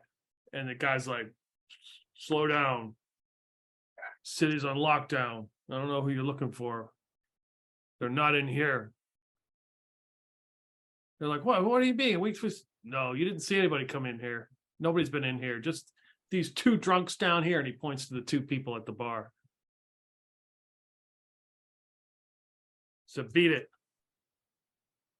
before I punch you out of here. And so they're like, oh, fine. And they walk out. We'll wait outside for him. Yeah. And he closes the door. He locks the door. He's like, they're gone. Is there a back door? I got another 20 gold in it. Yeah, there's a back door. All right, so I'm taking 70 gold off my sheet. and booking ass out the back door. Yeah, as you go to do that, one of the patrons reaches his arm, reaches over the bar and grabs your sleeve, says, hey, I never saw you too, man. And I throw a couple of golds in his direction. And the other guy's like, yeah, what about me? Oh, I just throw some gold on the ground. All right. I scatter gold pieces on the floor. Yeah, like put it about towards 10 it. of them. They start picking up, put it towards our tab. So he the big half giant guy leads you, follows behind you and leads you, shows you the back way. He's like, they may know this is the back entrance, so there may be one standing out here. Do you want me to go out first? That would be really, really cool. So he unlocks the door and sticks his head out, looks around. Let's see. He's like, coast looks clear to me. And I say, thank you. And okay. All right. So where are you headed? Well, not directly back to the docks, but back to the docks. Like I'm going to try to take a circuitous route. Okay. So we'll say that you go back down like towards the center of town and then back that way. And as you're doing that, you end up behind a huge entourage of the mayor's soldiers, led by the mayor himself. Does the mayor know Basil? I think all of you guys met him, I think, at one point. I mean, I know he's Yeah. met. I wonder if he sticks out enough in his memory or not. Which direction do they seem to be heading? They are headed towards the docks, him and a huge contingent of his soldiers. I'm just going to fall in behind them. and just- Okay. You hear in the distance, you hear somebody behind you, like some soldiers. Where'd Warthog go? Over there. And then you hear him running across the road. oh, run, Winston, run! Okay, so Clintok is guarding the ship like he should. Correct. Let's do that. Yeah. So Felix, Orion, Torjon, and Karn are making their way back to the docks. Orion, you hear in your mind, be careful. Okay. Go. I'll pass along. A combat round is how long, and a turn is how long? A combat round is 6 seconds, and a turn is technically 10 minutes. Oh, so a turn's pretty long. Yeah. Are we within like 10 minutes of the docks? It would take you guys, you guys are all on the one end.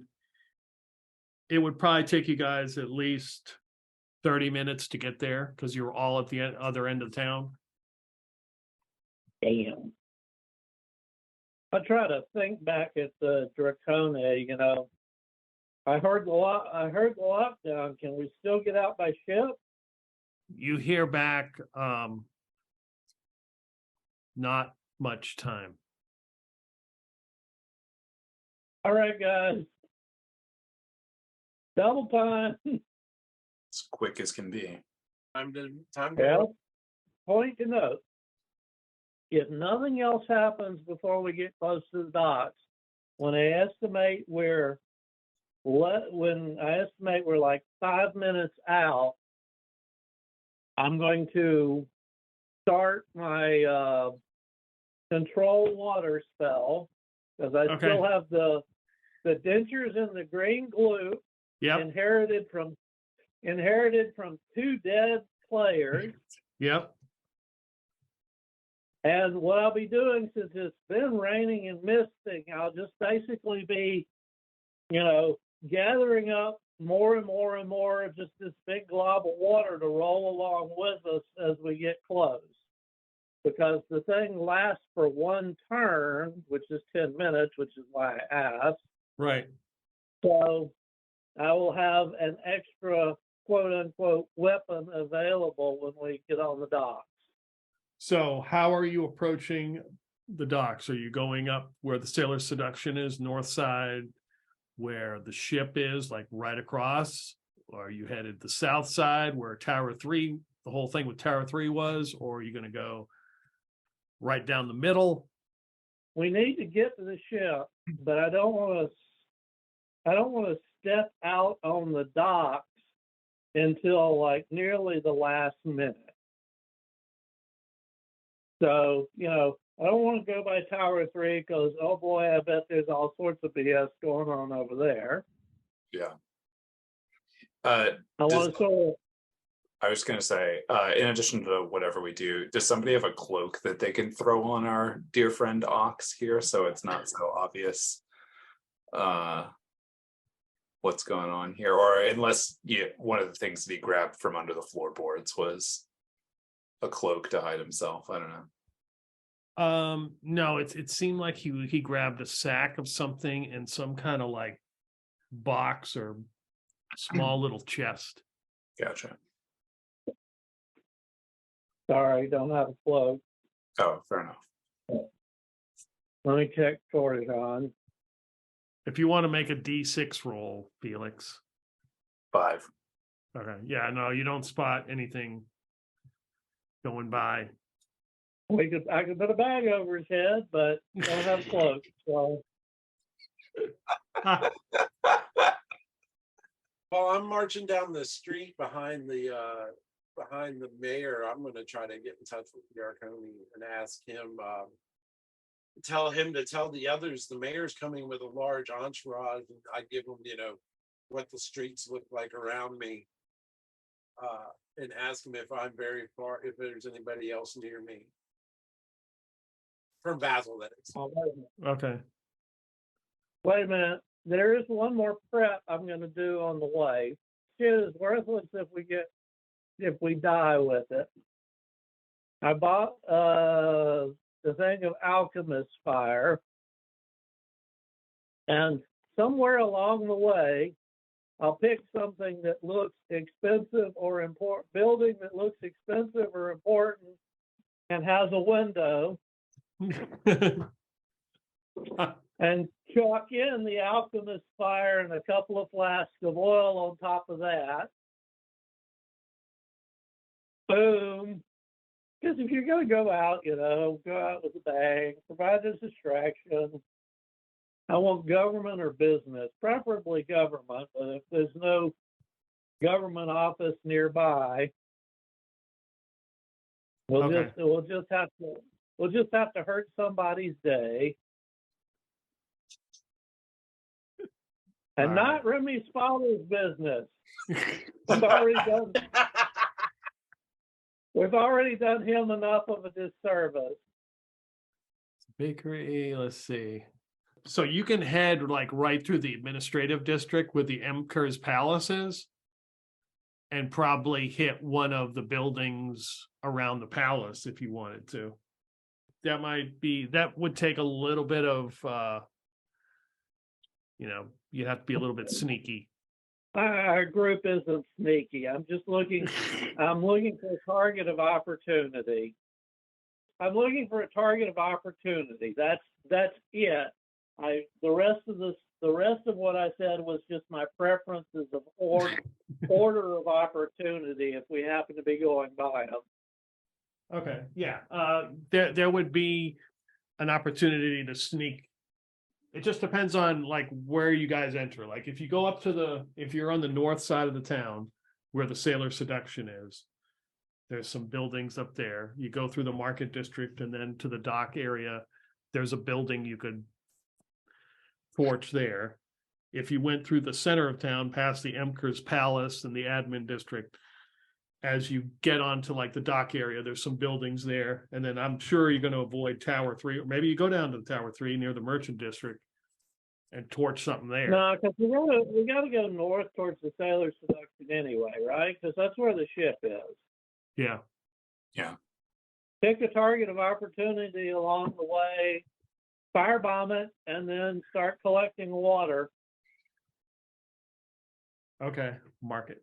All right. So yeah, you hit let's see, 1, 2, 3, 4. Give me a D6 roll. Ready? 6. Off to the side, kind of like out of the way, there's no lights. Is wouldn't say a small building, but a regular sized building, the kind cobbler. Poor shoemaker. Okay. Poor guy. All right, and you throw some alchemist fire in there, and Alchemist fire and a couple of flasks of oil. I mean, between those two, it should go up pretty nicely. I'm going to roll a D6. See if I get a 1. You do your thing, start the fire, and you begin to walk back out into like the main area, and you spot a dwarf, and he's looking at you. He's like, "Hey," and he's like, "Is that him? Hey," and then Karn's with him, right? Yeah. That's Karn Stone. Where's your buddy? This is one of the dwarfs? Yeah. Which buddy would that be? Dwarf? Yeah, your little slimy little friend there. I don't know who you're talking about. Yeah, the one who started the fire. No friend of mine started any fires. As far as Karn knows, he does not know anything about Basil starting a fire. Yeah, maybe it was your Cuthbert types. Cuthbert Bites would not start a fire. And I brandish my sword and say, "Would you dare gainsay me?"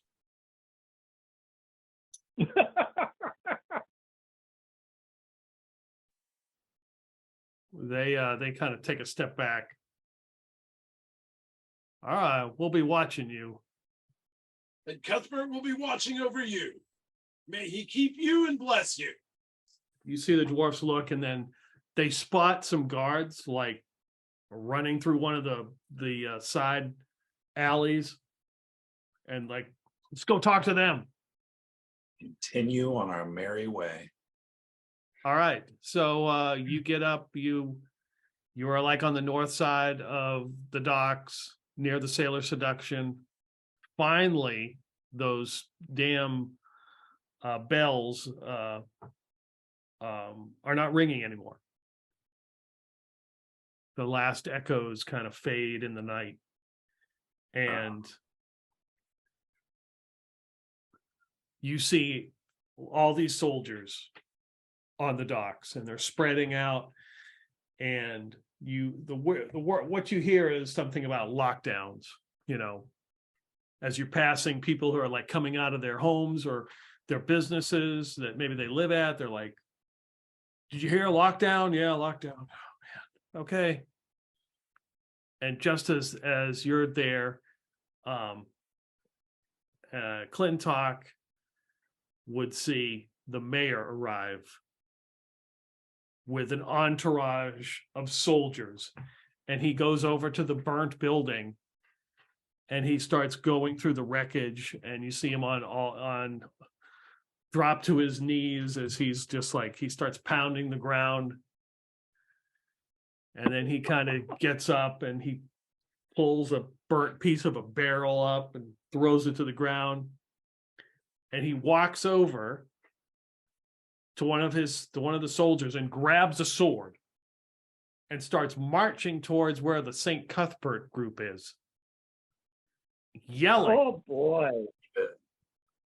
He's like, you've done this. This is all your fault. Waggling the sword. Well, he's got both hands on it. He's like, you've done this. Look what you've done. I'll look over at Doxshi and say, stay here one moment. Gonna add some more chaos. Okay.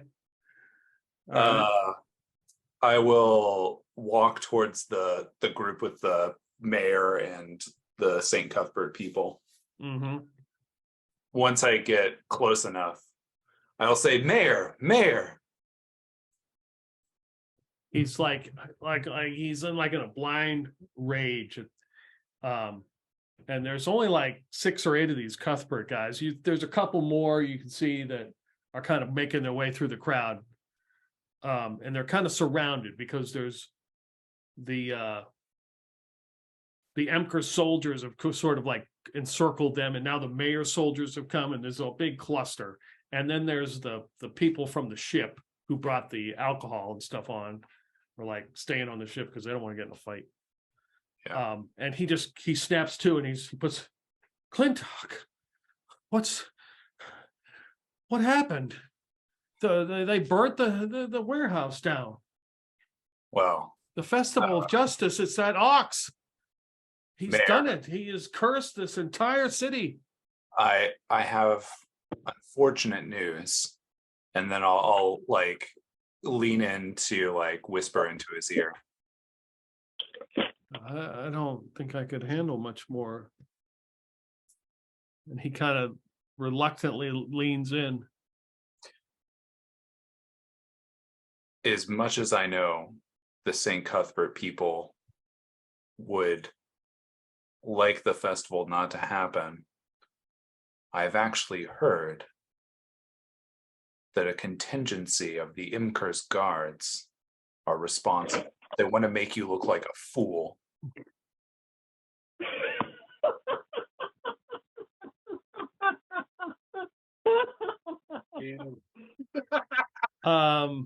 Yeah, give me a 2d6 roll, add your charisma and add a +2 since he is not in his right place right now. Yeah, so +2 and plus my charisma, right?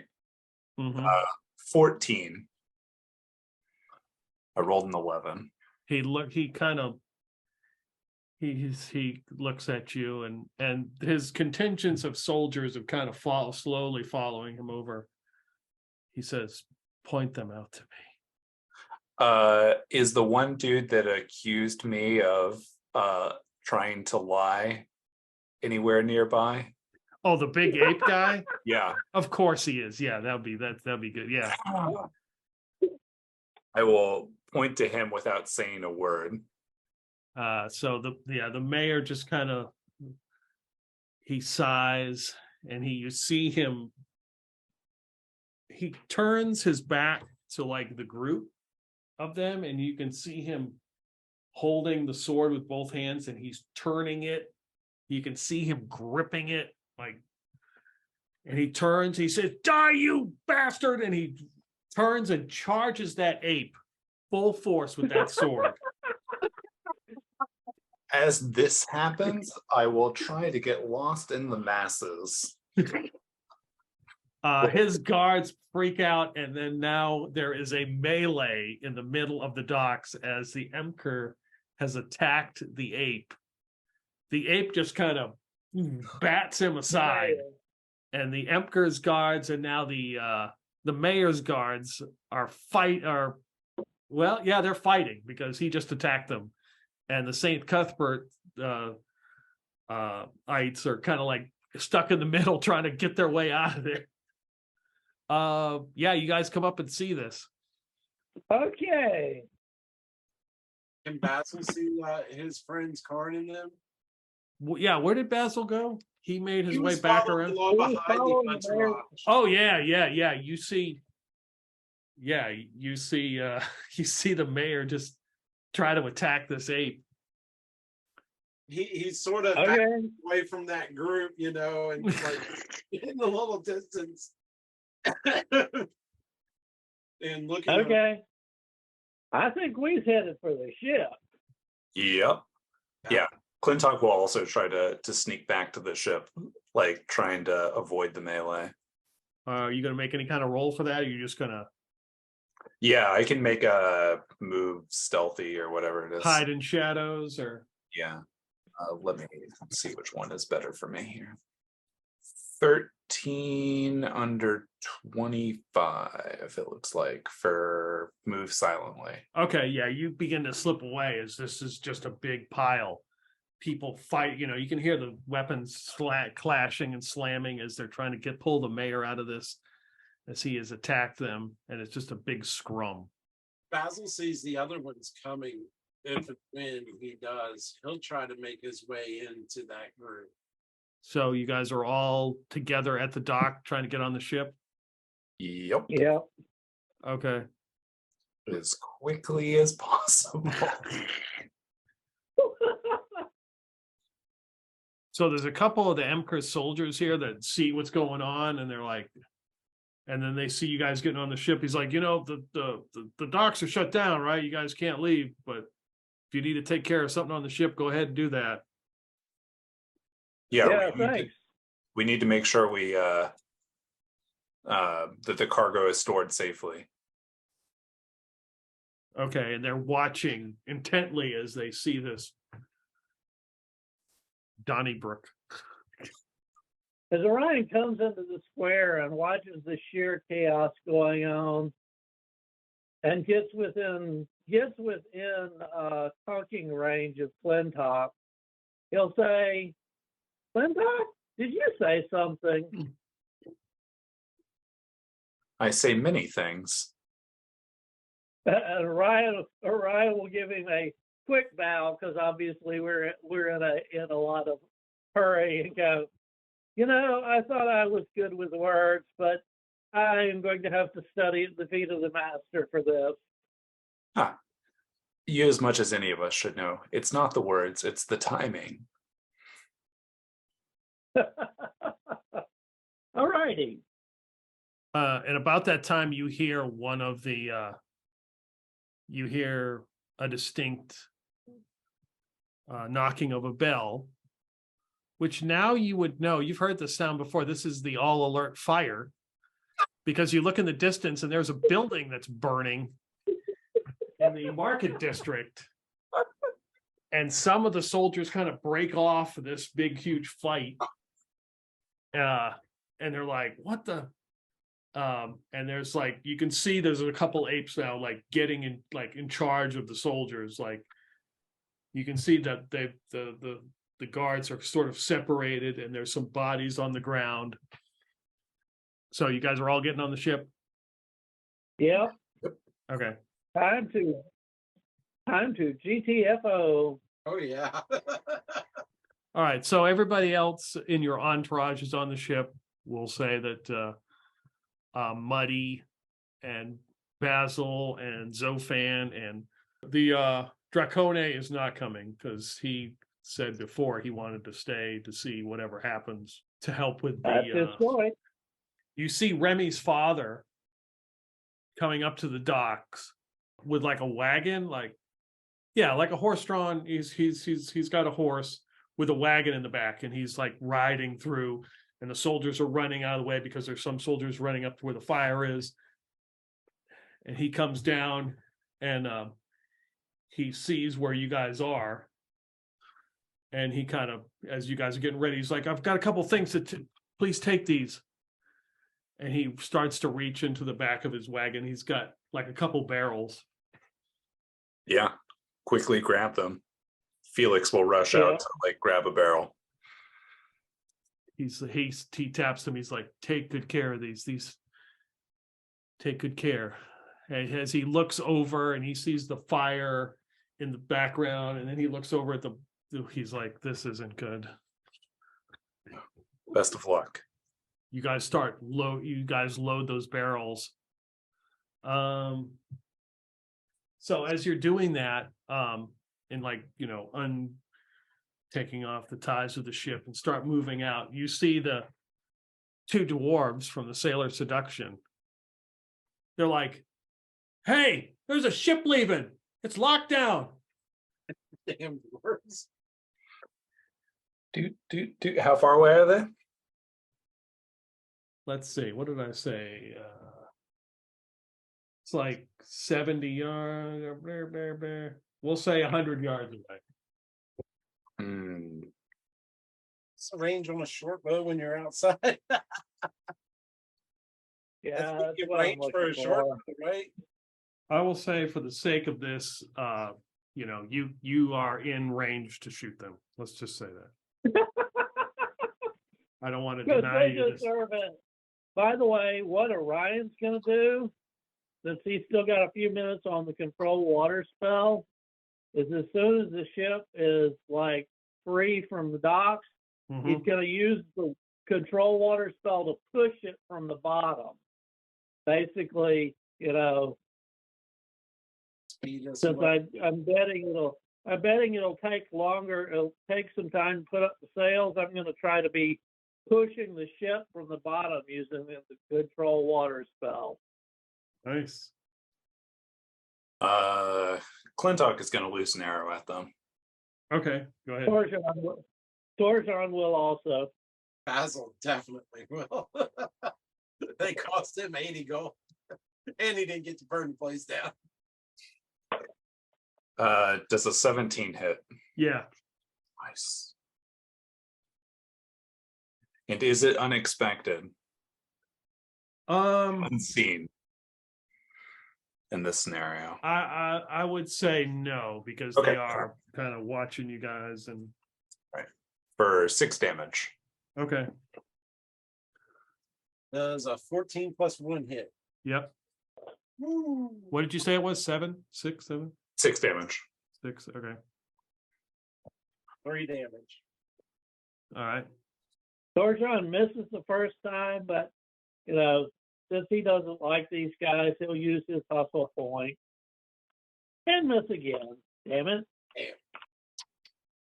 Let's see. All right, so you guys are firing arrows, and you're pushing off. The water is pushing, the ship away quickly. Yeah. You see an ape in a cloak come running up as he sees the dwarfs yelling, and he sees the ship lead, and he has a staff, and he slams the staff down onto the dock, and you see it has a red crystal, and you see like a small spark go.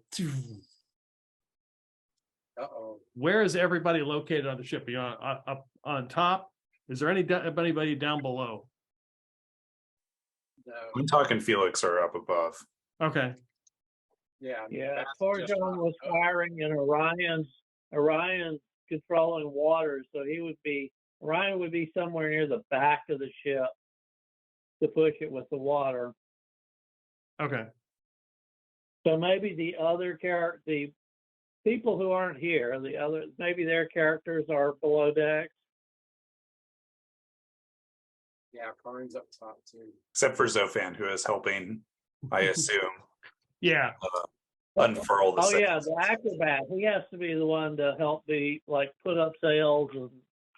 Okay. So this spark of energy goes towards the ship, and you see that it makes a small little arc and then and it hits almost like right above the water line. Ooh, that's a lot of dice. And you hear an explosion as pieces of the ship get blown apart. But before he can do another attack, the ship is out of range. Yes. Okay. But there is a burn mark and a small hole on the side of the ship where he hit it with a fireball. Okay. Well, I mean, it's Captain's choice now that he is on, but I mean, I can use the control water to push forward, or I can use the control water to keep the water out of the ship while we repair. But that's more a captain's decision because I don't know which will help better in the long run. Ox says we need the distance, like leaving the dock, and then you see you look in the distance. As you guys are getting smaller, a small figure come running out on the dock, and they look like they've got a torch, and you can see that they're like glowing gold, and they're like, and you realize that's the Mott in his LeMay suit.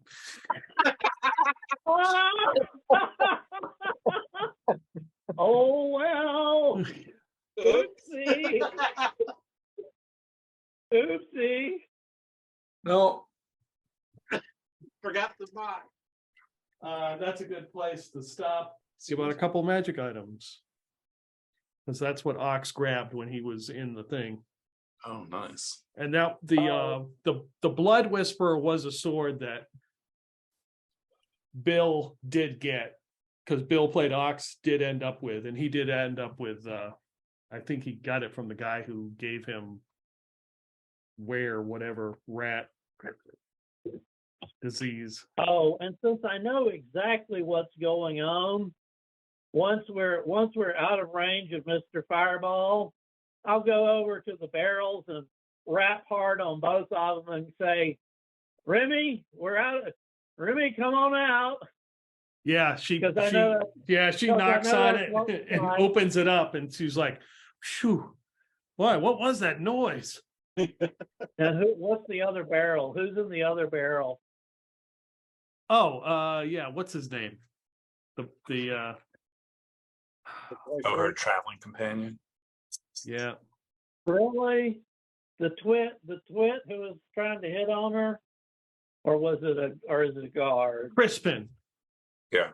Yeah, he seems to be struggling getting out of his barrel, and she helps him, and he's like, "Oh my God. Are we at sea? Am I a full-fledged adventurer now?" Orion will say, well, congratulations. You're both full-fledged. You're running with a bunch of fugitives from justice. I don't think anybody saw you, so you aren't in that category yet. But, if you're seen with us by the Amcor's soldiers, I'm sure there will be problems. Remy will stick with us anyway. I'm trying to run this guy off. All right, so everybody roll D100. 20. Wow. It continues 93. Whoa. I'm gonna have to not use these dice for Basil. They're rolling high. 20. Yeah, they're sort of pulling the high rolls, aren't they? So, Orion yes, 73. 73. Yeah, my bad. 73. Oh, Oh, you want a 2 rolls? Yeah. Let's go with it. Let's go with all you guys. 86 for the second roll. That's for Felix. Clintok, and then Karn. if 0, 0, 0 is 100, what is 1 and a double 0? Just 1, right? Yeah. Yeah, double out 1 Yeah. Karn, it's 1. Well, you've been rolling the extremes all night long on those double. The item, so Ox says that these are magical, obviously enchanted items that they were stashing in the tower with his sword. You can divide these up however you want to. So you find a compass but it doesn't seem to point towards north. Magical compass. A small, it's like a piece of paper, piece of parchment that's cut into wings. Okay. So he pulls out of the sack a cloak that's got a bunch of like feathers on it. Nice. 4 bright red throwing darts, a large glass sphere. It looks like something is whirling inside of it, like smoke or something. A dagger that looks like you go to grab it, the handle feels warm, and you can tell the blade is like white hot. Muddy D comes over and sees all this stuff, and he's like, wow.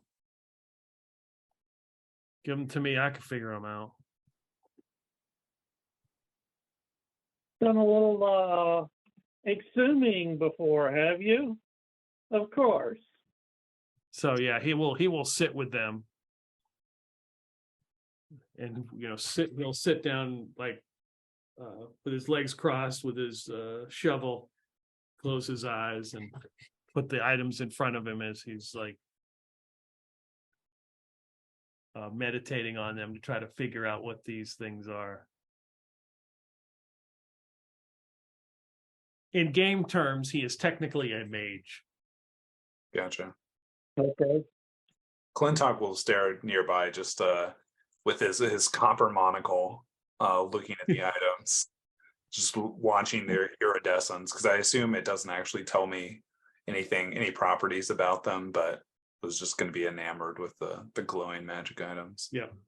So when you guys rolled your 3d10 that you were rolling, how many hit points your ship had?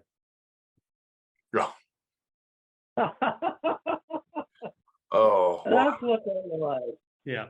Glad we rolled well enough. Yes, you did. I added, I put +10 to the roll to make sure, to give you at least, I wanted at least to be the minimum. Yeah. But you were above the minimum. So yeah, you took 20 damage from that fireball. Okay. So you are headed out. You have left Klinkville in a ship that has been damaged, but you're on the water. And we'll see what happens, whether you'll go whatever direction, if you decide to go south and enter that way, or go all the way back around towards Twin Rivers. Yes, and the Warthog sacrifice we don't know what happened to the Warthog. They still could be chasing that thing. Hey, remember town was locked down. If the Warthog actually got outside of town boundaries, their orders may have kept from chasing him. May he produce a litany of feral hogs. As Karn sits on the deck with his dog and he's rubbing his head, all of a sudden he goes, "What's that, boy? Oh, okay. He looks up and he says, "Oh, he told me his name. It's Brutus Ashford Cromwell III." What? That's his name. I've been waiting for him to tell me what his name is. Brutus Ashford Cromwell III. All right. Did you leave did the horse come with you? Yeah, I mean, I rode the horse up to it. Yeah. So the horse is on the ship as well. I mean, did we have room to put the horse on there? Yeah. Okay. He brought the horse. At some point, Felix will say, "I'm not cleaning up after that. That's your responsibility, Karn." Karn takes a hard look at Basil and says, "From what I understand, somebody has a penance to pay for starting some fires around town. I think perhaps Cuthbert will think he needs to clean up the apples." Orion will, of course, attempt to look innocent when Karn says that. Well, I mean, somebody said that Basil was the one who started the fire. The dwarves. Yeah.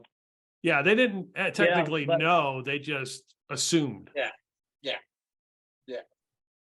And Well, they Karn just lied wanted to when he get said he didn't know that, that Basil had started the fires because he wasn't anywhere around with that.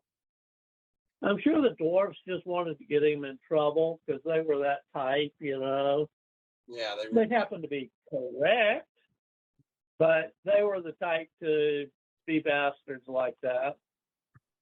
we put a couple of arrows in him at least. Karn is definitely going to have to pay penance for lying to the one gate guard, saying that he would chase after the suspect to stay there. Well, He's going to spend on this trip feeling bad about that. you guys successfully navigated that. I am kind of interested to know what the fallout is. Yeah. Maybe we'll hear from Remy's father. Basil just says, just remember, we were never in Klinkville. Some of us are a little too unique to not be fingered for being in Klinkville. Yeah, Clintok says, I don't think that could possibly be my story. We registered our names with the mayor to start out with to get our papers that allowed us to walk around the place. Yeah, and the bandits who attacked you, if you remember, one of them, so the fight on the ship, one of them you charmed, I believe, and sent him away. And he Yeah. was the one who hired the people to come after you. That makes sense. Ha! Okay, He figured gotcha. out. He made the save. Well, I mean, the charm eventually broke. Yeah. Right.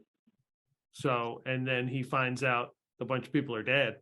And so he hires a hit on us. Okay. Well, that makes Right. a lot of sense. Yeah, and since the mayor, was kind of like part of the sailor seduction whole thing, like he was kind of looking the other way as long as they were paying him. He didn't care, but once you started getting involved with that, he didn't like that. He was trying to get the festival done and not let Karn absolutely ruin his business.